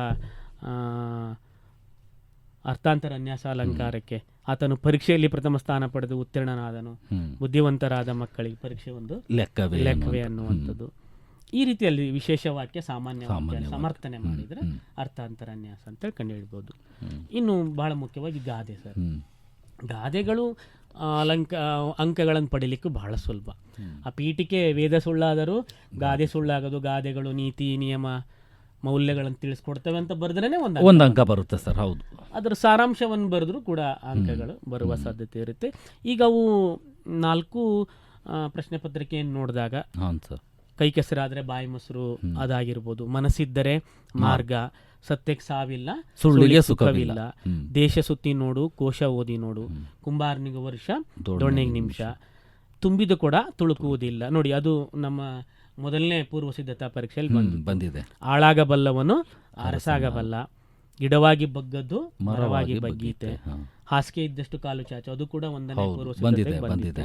ಕಟ್ಟುವುದು ಕಠಿಣ, ಕೆಡುವುದು, ಇದು ಎರಡನೇ ಪೂರ್ವ ಪರೀಕ್ಷೆ ಬಂದಿದೆ, ಅದು ಕೂಡ ಎರಡನೇದ್ರಲ್ಲಿ ಬಂದಿತ್ತು. ಮಾತೆ ಮುತ್ತು ಮಾತೆ ಮೃತು, ಅದು ಕೂಡ ಎರಡನೇ ಪೂರ್ವ ಸಿದ್ಧತೆ. ಈ ತರದ್ದು ಗಾದೆಗಳನ್ನು ಒಂದಿಷ್ಟು ಪಟ್ಟಿ ಮಾಡ್ಕೊಂಡ್ರೆ ಗಾದೆಗಳಲ್ಲಿ ಪುಸ್ತಕದಲ್ಲಿ ಇರುವಂತದ್ದಂತೂ ಒಂದು ಬಂದೇ ಬರುತ್ತೆ, ಹೊರಗಡೆದು ಬರ್ಬೋದು. ಇನ್ನು ಪತ್ರ ಲೇಖನಕ್ಕೆ ಆವಾಗಲೇ ಹೇಳ್ದಂಗೆ ಸರ್, ಒಂದು ವೈಯಕ್ತಿಕ ಪತ್ರ, ಮತ್ತೊಂದು ಇಲಾಖೆಗೆ ಬರೆಯುವಂತ ಪತ್ರ. ಬಹುಪಾಲು ಮಕ್ಕಳು ಅವರು ಇಲಾಖೆಗೆ ಬರೆಯುವ ಆಯ್ಕೆ ಮಾಡ್ಕೊಂಡು ಸ್ವಲ್ಪ ಸುಲಭ ಅಂತೇಳಿ ಸರ್. ಮತ್ತೆ ಇನ್ನೊಂದು ಸರ್, ಬಹಳ ಮಕ್ಕಳು ಏನ್ ಮಾಡ್ತಾರೆ, ಅದಕ್ಕೆ 5 ಅಂಕ ಇರುತ್ತೆ, ಕಡಿಮೆ ಬರೆದು ಬಿಡ್ತಾರೆ ಮಕ್ಕಳು.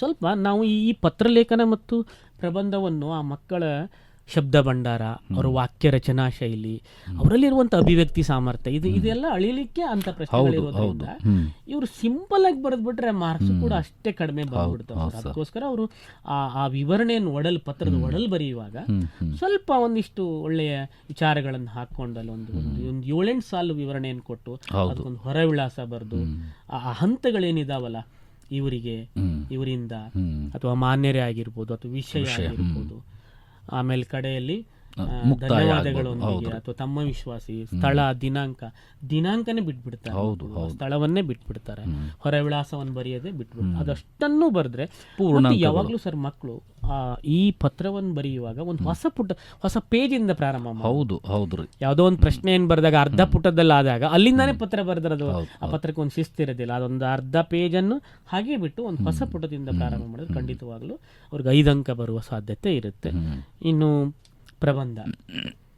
ಪ್ರಬಂಧಗಳಿಗೂ ಇಲ್ಲೊಂದು ಚಾಯ್ಸ್ ಇರುತ್ತೆ ಸರ್. ನಮ್ಮ ಪಠ್ಯಪುಸ್ತಕದಲ್ಲಿರುವಂಥ ರಾಷ್ಟ್ರೀಯ ಹಬ್ಬಗಳ ಮಹತ್ವ ಆಗಿರ್ಬೋದು, ಸಾಮಾಜಿಕ ಪಿಡುಗುಗಳು, ಗ್ರಂಥಾಲಯ ಮಹತ್ವ, ರಾಷ್ಟ್ರೀಯ ಭಾವೈಕ್ಯತೆ, ತ್ಯಾಜ್ಯ ವಸ್ತುಗಳ ನಿರ್ವಹಣೆ. ನೋಡಿ, 2ನೇ ಪೂರ್ವ ಸಿದ್ಧತೆಯಲ್ಲಿ ಬಂದಿತ್ತು. ಮಹಿಳಾ ಸಬಲೀಕರಣ 1ನೇ ಪೂರ್ವ ಸಿದ್ಧತೆ. ಇವುಗಳನ್ನೆಲ್ಲ ನೋಟ್ಸು ರೆಡಿ ಇರುತ್ತೆ, ಅವನ್ನೆಲ್ಲ ಸ್ವಲ್ಪ ಓದ್ಕೊಂಡು ಸುಲಭವಾಗಿ ಆ 3 ಹಂತಗಳನ್ನು, ಆ ಒಂದು ಪ್ರಬಂಧಕ್ಕೆ ಒಂದು ಪೀಠಿಕೆ, ಆ ವಿಷಯ ವಿವರಣೆಯನ್ನು ಮಾಡಿ ಒಂದು ಉಪಸಂಹಾರವನ್ನು ಮಾಡಿದರೆ, ಇಲ್ಲಿಯೂ ಹಾಗೇನೆ ಸರ್, ಹೊಸ ಪುಟದಲ್ಲಿ ಪ್ರಾರಂಭ ಮಾಡಿ ಮತ್ತು ಅಕ್ಷರಗಳು ಬಹಳ ಚಂದ ಮಾಡಿ ಬರೆದ್ರೆ ಖಂಡಿತವಾಗ್ಲೂ ಅಂಕಗಳು ಬರುವ ಸಾಧ್ಯತೆ ಇರುತ್ತೆ ಸರ್.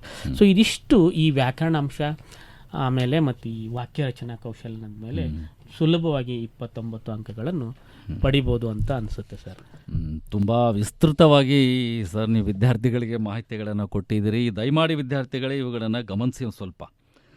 ಯಾಕೆಂತ ಹೇಳಿದರೆ ಎಷ್ಟೋ ಸಾರಿ ಏನಾಗುತ್ತೆ, ಪರೀಕ್ಷೆ ಅಂದರೆ ಸುಮ್ಮನೆ ಏನಾದರೂ ಅಂದರೂ ಉತ್ತರ ಬರೆಯೋದಲ್ಲ, ಸರಿ ಉತ್ತರವನ್ನೇ ಬರಿಬೇಕು ಅಂತ. ಹಾಗಾದರೆ ಹೇಗೆ ಬರಿಬೇಕು ಅನ್ನೋದು ಒಂದು ಕಲೆ ಅಂತ ಈಗಾಗಲೇ ನಿಮಗೆ ಹೇಳಿದ್ದೇವೆ ನಾವಲ್ವಾ. ಬೇಕಾದಷ್ಟು ನೋಡಿರಿ, ಕನ್ನಡದಲ್ಲಿ ಮೊದಲು ನೀವು ಬಹು ಆಯ್ಕೆ ಪ್ರಶ್ನೆಗಳಿರ್ತವೆ, ಅವುಗಳನ್ನು ಕ್ರಮಾಕ್ಷರದೊಂದಿಗೆ ಬರೀರಿ ಅಂತ ಇರುತ್ತೆ ಸರ್. ಯಾಕೆಂದರೆ ನಾವು ಅಂದವಾಗಿ ಬರವಣಿಗೆ ಭಾಷಾ ಶೈಲಿಯನ್ನು ಕುರಿತಂತೂ ಹೆಚ್ಚು ಪ್ರಥಮ ಭಾಷೆಯಲ್ಲಿ ಗಮನ ಹರಿಸಲೇಬೇಕಾಗತ್ತೆ. ಎಷ್ಟೋ ಮಕ್ಕಳು ಸರ್ ನೀವು ನೋಡಿ ಕ್ರಮಾಕ್ಷರ ಬರೀದೇನೆ ಉತ್ತರ ಬರೀತಾರೆ. ಇಲ್ಲದೆ ಹೋದರೆ ಏನು ಮಾಡ್ತಾರೆ ಅಂತೇಳಿ ಬಹುವಾಕ್ಯ 4 ಬರೆದು ಒಂದು ಸರಿ ಉತ್ತರಕ್ಕೆ ರೈಟ್ ಹಾಕ್ತಾರೆ. ಬಹುಶಃ ಇದು ಕ್ರಮ ಅಲ್ಲ. ಈಗ ABCD ಅಂತ 4 ಆಯ್ಕೆ ಇದೆ ಅಂತೇಳಿದರೆ ಅದರಲ್ಲಿ ಯಾವುದು ಸರಿ ಉತ್ತರ ಅನ್ನೋದನ್ನು ಏನೋ ಬಿನೋ ಸಿ ಅಂತೇಳಿ ಕ್ರಮಾಕ್ಷರವನ್ನು ಹಾಕಿ ಆ ಉತ್ತರವನ್ನು ಬರಿಬೇಕು ಅಂತ. ಆಮೇಲೆ ಇನ್ನೂ ಒಂದು ಗಮನಿಸ್ರಿ ಸರ್, ನೀವು ಸುಮಾರು ಮಕ್ಕಳು ಏನು ಮಾಡ್ತಾರೆ, ಎರಡೆರಡು ಉತ್ತರ ಬರೀತಾರೆ, ಇದು ಅಥವಾ ಇದು ಅಂತ. ಹಂಗೂ ಬರೀತಾರೆ ತಪ್ಪೋದು.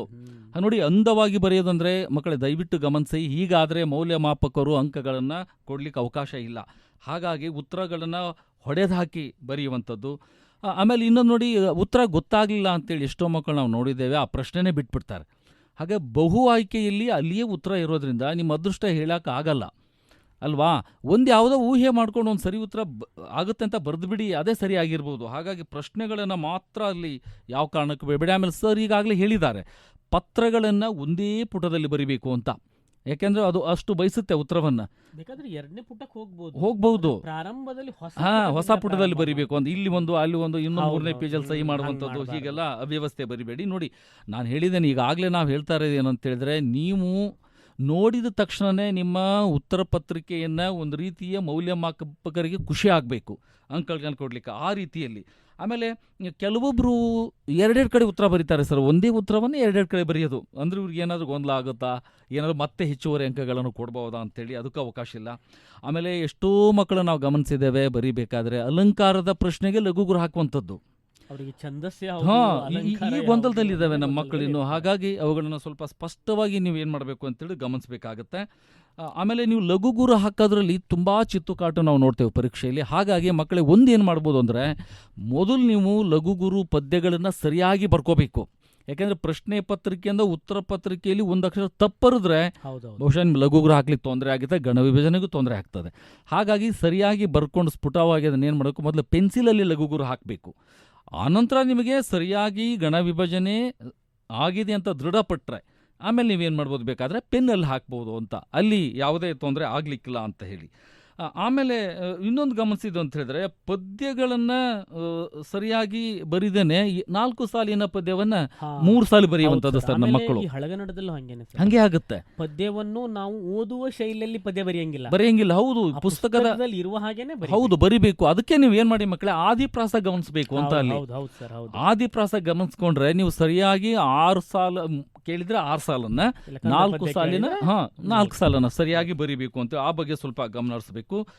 ಆಮೇಲೆ ಸಂದರ್ಭದ ಪ್ರಶ್ನೆಗಳಿಗೆ ಗಮನಿಸಬೇಕು. ಅಲ್ಲಿ ಬರುವಂಥ 3 ಅಂಶಗಳದಾವಲ್ಲ, ಆಯ್ಕೆ ಆಗಿರ್ಬೋದು, ಸಂದರ್ಭ ಮತ್ತು ಸ್ವಾರಸ್ಯ ಅನ್ನುವಂಥದ್ದು. ಆಮೇಲೆ ಸಾರಾಂಶದಲ್ಲಿ ಆಯ್ಕೆ, ಸಾರಾಂಶ, ಮೌಲ್ಯ ಅಂತ ಬರುತ್ತೆ ಸರ್. ಈ ಶಬ್ದಗಳನ್ನು ಮಕ್ಕಳು ಗೊಂದಲ ಮಾಡ್ಕೋತಾರೆ ಎಷ್ಟೋ ಸರ್, ನಾವು ನೋಡಿದ್ದೇವೆ. ಹಾಗಾಗಿ ಅದನ್ನೊಂದು ಸ್ವಲ್ಪ ಸಾರಾಂಶದಲ್ಲಿ ಹಾಗೇನೆ ಸರ್, ಸಾರಾಂಶವನ್ನು ಬರೀಲಿಕ್ಕೆ ಅದು ಪ್ರಶಂಸೆ ಮೇಲೆ ಪ್ರಶ್ನೆ ಇರುತ್ತೆ ಸರ್.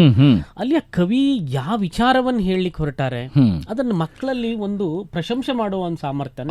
ಹೌದು ಸರ್. ಆ ಪದ್ಯ ಏನ್ ಹೇಳಿಕ್ ಹೊರಟಿದೆ, ಅಥವಾ ಯಾವುದೋ ಒಂದು ವೀರಲವನ್ ಪದ್ಯದ ಕೇಳಿದ್ರೆ ಅಲ್ಲಿ ಆ ಲವನ ಸಾಮರ್ಥ್ಯ ಏನು, ಅದನ್ನ ಏನ್ ಮೆಚ್ಕೊಳ್ತೀವಿ, ಅದನ್ನ ಸಾರಾಂಶದಲ್ಲಿ ಅದನ್ನ ತೋರಿಸ್ಬೇಕಲ್ವಾ, ಬರಿಬೇಕು. ಅಂದ್ರೆ ಈ ಹಂತಗಳನ್ನು ಸರಿಯಾಗಿ ನೆನ್ಪಿಟ್ಕೊಳ್ಳಿ ಅಂತ. ಈಗ ಪದ್ಯ ಅಂತ ಕೇಳಿದಾಗಲ್ಲಿ ಒಂದು ಆಯ್ಕೆ ಇರುತ್ತೆ, ಸಾರಾಂಶ ಇರುತ್ತೆ, ಮೌಲ್ಯ ಇರುತ್ತೆ. ಸಂದರ್ಭದಲ್ಲಿ 3 ಅಂಶ ಹೇಳಿದ್ವಿ. ಹಾಗೇನೆ ಪ್ರಬಂಧದಲ್ಲೂ ಅಷ್ಟಕ್ಕೇನೆ ನೋಡ್ರಿ, ಪೀಠಿಕೆ ಅಂತ ಇರುತ್ತೆ, ವಿಷಯ ವಿವರಣೆ ಅಂತ ಇರ್ತದೆ, ಮತ್ತು ಉಪಸಂಹಾರ ಅಂತ ಇರುತ್ತೆ ಸರ್. ಎಷ್ಟೋ ಮಕ್ಕಳು ಗಾದೆಗೂ ಹಿಂಗೆ ಬರೆದು ಬಿಡ್ತಾರೆ ಸರ್. ಹಾಗಾಗಿ ಈ ಗೊಂದಲಗಳು ಮಕ್ಕಳಿಗೆ ಕಾಡೋದ್ರಿಂದ ಇವುಗಳ ಬಗ್ಗೆ ಸ್ವಲ್ಪ ಏನು ಮಾಡಬೇಕು ಅಂತೇಳಿದ್ರೆ ಹುಷಾರಾಗಿ ನೀವೆಲ್ಲ ಬರಿಬೇಕಾಗುತ್ತೆ.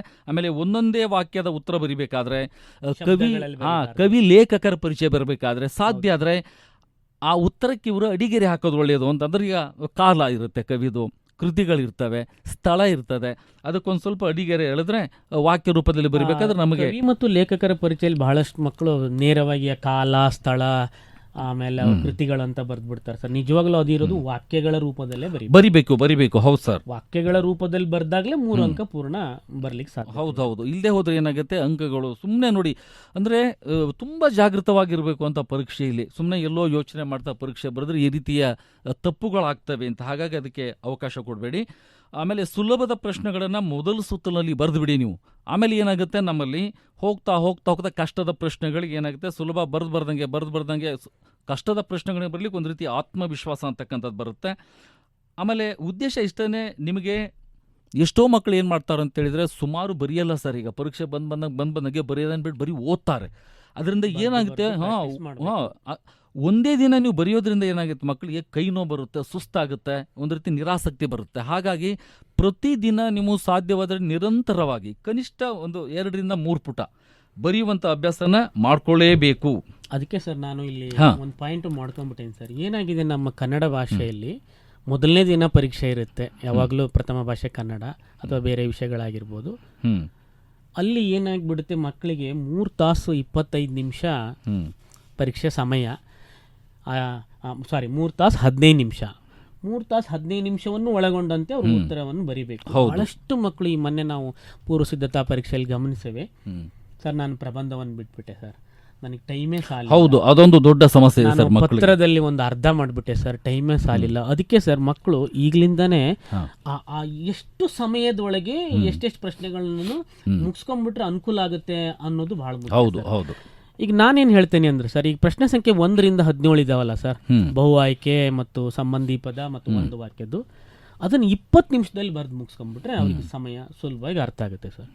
ಇನ್ನು ಪ್ರಶ್ನೆ ಸಂಖ್ಯೆ 18 ರಿಂದ 27 ಇದೆಯಲ್ಲ ಸರ್, 2-3 ವಾಕ್ಯದಲ್ಲಿ ಉತ್ತರಿಸಿ 10 ಪ್ರಶ್ನೆಗಳಿದ್ದಾವಲ್ಲ, ಅದಕ್ಕೊಂದು 35 ನಿಮಿಷ ತೆಗೆದುಕೊಂಡ್ರೆ ಆರಾಮ್ ಬರೀಬೋದು ಸರ್. ಪ್ರಶ್ನೆ ಸಂಖ್ಯೆ 28 ರಿಂದ 32 ಇದೆಯಲ್ಲ ಸರ್, ನಮ್ದು ಕವಿ ಪರಿಚಯ ಆಗಿರ್ಬೋದು, ಅಲಂಕಾರ, ಛಂದಸ್ಸು, ಗಾದೆ, ಇವಷ್ಟನ್ನು ಒಂದು 15 ನಿಮಿಷದಲ್ಲಿ ಬರೀಲಿಕ್ಕೆ ಅವ್ರು ಮೊದಲಿಂದಾನು ಅಭ್ಯಾಸ ಮಾಡ್ಬೇಕು ಸರ್. ಪ್ರಶ್ನೆ ಸಂಖ್ಯೆ 33 ರಿಂದ 38 ಏನು ನಮ್ಮ ಸಂದರ್ಭದ 6 ಪ್ರಶ್ನೆಗಳಿರ್ತಾವಲ್ಲ ಸರ್, ಅದಕ್ಕೊಂದು ಅರ್ಧ ಗಂಟೆಯಲ್ಲಿ 30 ನಿಮಿಷದಲ್ಲಿ ಅವುಗಳನ್ನು ಬರೀಲಿಕ್ಕೆ ಅಭ್ಯಾಸ ಮಾಡಿಕೊಂಡು ಸುಲಭ ಆಗುತ್ತೆ. ಪ್ರಶ್ನೆ ಸಂಖ್ಯೆ 31 ರಿಂದ 43 ಏನು ಪ್ರಶ್ನೆಗಳಿರುತ್ತಲ್ಲ, ಪದ್ಯ ಭಾಗವನ್ನು ಪೂರ್ಣ ಮಾಡೋದಾಗಿರ್ಬೋದು, ಭಾವಾರ್ಥ ಸಾರಾಂಶವನ್ನು ಬರೆಯೋದಾಗಿರ್ಬೋದು, 10 ವಾಕ್ಯದ 2 ಪ್ರಶ್ನೆಗಳು ಮತ್ತು ಅಪಠಿತ ಗದ್ಯವನ್ನು ಓದ್ಕೊಂಡು ಬರೀಲಿಕ್ಕೆ ಒಂದು 45 ನಿಮಿಷ ಅದಕ್ಕೊಂದು ನಿಗದಿ ಮಾಡ್ಕೊಂಡ್ಬಿಟ್ರೆ ಸುಲಭವಾಗಿ ಬರಿಬಹುದು. ಇನ್ನು ಕಡೆಯ 44ನೇ ಪ್ರಶ್ನೆ ಮತ್ತು 45ನೇ ಪ್ರಶ್ನೆಗೆ ಅಲ್ಲಿಗೆ ಬರುವಷ್ಟು ಹೊತ್ತಿಗೆ ಒಂದು 30 ನಿಮಿಷ, ಒಂದು 15 ನಿಮಿಷ ಪತ್ರಕ್ಕೆ, ಒಂದು 15 ನಿಮಿಷ ಪ್ರಬಂಧ. ಬೇಕಾದರೆ 12-13 ನಿಮಿಷದಲ್ಲಿ ಪತ್ರವನ್ನು ಮುಗಿಸ್ಕೊಂಡ್ರೆ ಉಳಿದಿದ್ದನ್ನು ನಾವು ಪ್ರಬಂಧಕ್ಕೆ ಆಯ್ಕೆ ಮಾಡ್ಕೋಬಹುದು. ಆವಾಗ 175 ನಿಮಿಷ ಆಗುತ್ತೆ. ಇನ್ನೂ ಒಂದು 5 ನಿಮಿಷ ಅವರಿಗೆ ಸಮಯ ಉಳಿಯುತ್ತೆ. ಯಾಕೆ ಅಂತಂದ್ರೆ ಒಂದು ಪ್ರಶ್ನೆಯಿಂದ ಇನ್ನೊಂದು ಪ್ರಶ್ನೆ ಯೋಚನೆ ಮಾಡೋಕ್ಕೂ ಸಮಯ ಇರುತ್ತೆ. ಸೊ ಈ ಸಮಯ ಪಾಲನೆಯನ್ನು ಇಟ್ಕೊಂಡು ಸುಲಭವಾಗಿ ಬರೆದಿದ್ದೆ ಆದ್ರೆ ಒಳ್ಳೆ ಅಂಕ ಬರೋ ಸಾಧ್ಯತೆ. ಯಾವ ಪ್ರಶ್ನೆಯನ್ನು ಯಾರು ಮಕ್ಕಳು ಬಿಡಬಾರ್ದು. ಮತ್ತೆ 100ಕ್ಕೆ 100 ಅಂಕ ಬರಬೇಕು ಅಂದ್ರೆ ಅವರು ಅಕ್ಷರಗಳು ದುಂಡಾಗಿರ್ಬೇಕು, ವಾಕ್ಯಗಳ ರಚನೆ ಚೆನ್ನಾಗಿರ್ಬೇಕು, ಅವ್ರ ಶಬ್ದ ಭಂಡಾರ ಮತ್ತು ಅವರ ಅಭಿವ್ಯಕ್ತಿ ಸಾಮರ್ಥ್ಯನೂ ಕೂಡ ಚೆನ್ನಾಗಿರಬೇಕು. ಮತ್ತು ಸರ್ ಈ ವರ್ಷ ಪಾಸಿಂಗ್ ಪದ್ಧತಿಯಲ್ಲಿ ಒಂದು ಬದಲಾವಣೆ ಮಾಡ್ಯಾರ ಸರ್, ಅದೊಂದು ವಿಚಾರ ಹೇಳಬೇಕು ಅಂದ್ಕೊಂಡಿದ್ವಿ. ಕಳೆದ ವರ್ಷ ನಮಗೆ ಪಾಸ್ ಆಗಲಿಕ್ಕೆ ಆಂತರಿಕ ಮತ್ತು ಬಾಹ್ಯ ಪರೀಕ್ಷೆ ಎರಡನ್ನೂ ಕೂಡಿಸ್ತಿರ್ಲಿಲ್ಲ. ಇವಾಗ 2 ಆಂತರಿಕ ಮತ್ತು ಬಾಹ್ಯ ಪರೀಕ್ಷೆ ಎರಡನ್ನೂ ಕೂಡಿಸ್ಕೊಂಡು 625ಕ್ಕೆ 206 ಅಂಕ ಪಡೆದ್ಬಿಟ್ರೆ ಅವ್ನು ಪಾಸ್ ಆಗಿಬಿಡ್ತಾನೆ. ಅಂದ್ರೆ ಪ್ರತಿ ವಿಷಯದಲ್ಲಿ 33% ಅಂಕಗಳು ಬಂದರೆ ಪಾಸ್ ಆಗ್ಲಿಕ್ಕೆ ಸಾಧ್ಯತೆ ಇರುತ್ತೆ. ಈಗ 5 ವಿಷಯದಲ್ಲಿ ಬೇರೆ ಇತರೆ ಕನ್ನಡವನ್ನು ಬಿಟ್ಟು 5 ವಿಷಯದಲ್ಲಿ 33 ಅಂಕಗಳನ್ನು ಅವ್ನು ಪಡೆದಿದ್ದಾದರೆ 165 ಅಂಕ ಆಗುತ್ತೆ. ಇನ್ನು ಉಳಿದ 41 ಅಂಕಗಳು ಕನ್ನಡದಲ್ಲಿ ತಗೊಂಡ್ರೆ ಅವರಿಗೆ 206 ಮಾರ್ಕ್ಸ್ ಆಗುತ್ತೆ, ಪಾಸ್ ಆಗಕ್ಕೆ ಸಾಧ್ಯ ಆಗುತ್ತೆ. ಆದರೆ ಬರೀ ನಾನು ಕನ್ನಡದಲ್ಲೇ ಪಾಸ್ ಆಗ್ತೇನೆ ಅಂತ ಅಂದ್ರೆ 42 ಅಂಕ ಪಡಿಬೇಕಾಗುತ್ತೆ. 42 ಅಂಕಗಳು ಕನ್ನಡದಲ್ಲಿ ಬಂದರೆ ಮಾತ್ರ ಅದು ಆಂತರಿಕ ಮತ್ತು ಬಾಹ್ಯ ಸೇರಿಕೊಂಡು. ಆಂತರಿಕದಲ್ಲಿ 25 ಅಂಕಗಳಿರುತ್ತೆ, ಅವ್ರಿಗೂ ಎಷ್ಟು ಕೊಟ್ಟಿರ್ತಾರೆ ಅವ್ರವ್ರ ಗುರುಗಳಿಗೆ ಮತ್ತು ಆ ವಿದ್ಯಾರ್ಥಿ ಅಭ್ಯಾಸ ಮಾಡಿರೋದ್ರ ಮೇಲೆ ನಿಂತಿರುತ್ತೆ. ನಮ್ಮ ಈ ಪರೀಕ್ಷೆ ಬಾಹ್ಯ ಪರೀಕ್ಷೆ 100 ಅಂಕಕ್ಕಿರುತ್ತೆ. ಖಂಡಿತವಾಗ್ಲೂ ಅವನು ಒಂದು 25 ಮಾರ್ಕ್ಸ್ ಕಡೆ ಗಮನ ಇಟ್ಕೊಳ್ಬೇಕು. 17 ತೆಗೆದ್ರೆ ಪಾಸ್ ಆಗ್ತಾನೆ ಅಂತೇಳಿ 17ಕ್ಕೆ ಅವನು ಗುರಿ ಇಟ್ಕೊಳ್ಬಾರ್ದು ಸರ್. 17ಕ್ಕೆ ಗುರಿ ಇಟ್ಕೊಂಡ್ಬಿಟ್ರೆ ಅವನು 12-13ಕ್ಕೆ ಬಂದ್ಬಿಡ್ತಾನೆ. ಅದಕ್ಕೋಸ್ಕರ ಒಂದು 25-30 ಅಂಕಗಳ ಮೇಲೇ ಆ ವಿದ್ಯಾರ್ಥಿ ತನ್ನ ಗುರಿಯನ್ನು ಇಟ್ಕೊಂಡ್ರೆ ಖಂಡಿತವಾಗ್ಲೂ ಪಾಸ್ ಆಗ್ಬೋದು. ಎಲ್ಲ ಮಕ್ಕಳು ಈ ವರ್ಷ 2025-26ನೇ ಸಾಲಿನಲ್ಲಿ ಯಾವುದೇ ಭಯ ಇಲ್ಲದೆ ಅವ್ರು ಏನು ಓದಿರೋದನ್ನು ನೆನ್ಪಿಟ್ಕೊಂಡು ಆ ಪರೀಕ್ಷಾ ಕೇಂದ್ರಕ್ಕೆ ಹೋಗುವಾಗ ಅವ್ರ ಪ್ರವೇಶ ಪತ್ರಿಕೆಗಳನ್ನು ಅವ್ರ ತಂದೆ ತಾಯಿ ಆಶೀರ್ವಾದ ಪಡ್ಕೊಂಡು, ಗುರುಗಳ ಆಶೀರ್ವಾದ ಪಡ್ಕೊಂಡು ಧೈರ್ಯವಾಗಿ ಮೊದಲನೇ ದಿನ ಸಮಯಕ್ಕೆ ಇನ್ನೂ 1 ತಾಸು ಮೊದಲೇ ಹೋಗಿ ಆ ಜಾಗವನ್ನೆಲ್ಲ ಹುಡ್ಕೊಳ್ಳೋದೆಲ್ಲ ಇರುತ್ತೆ.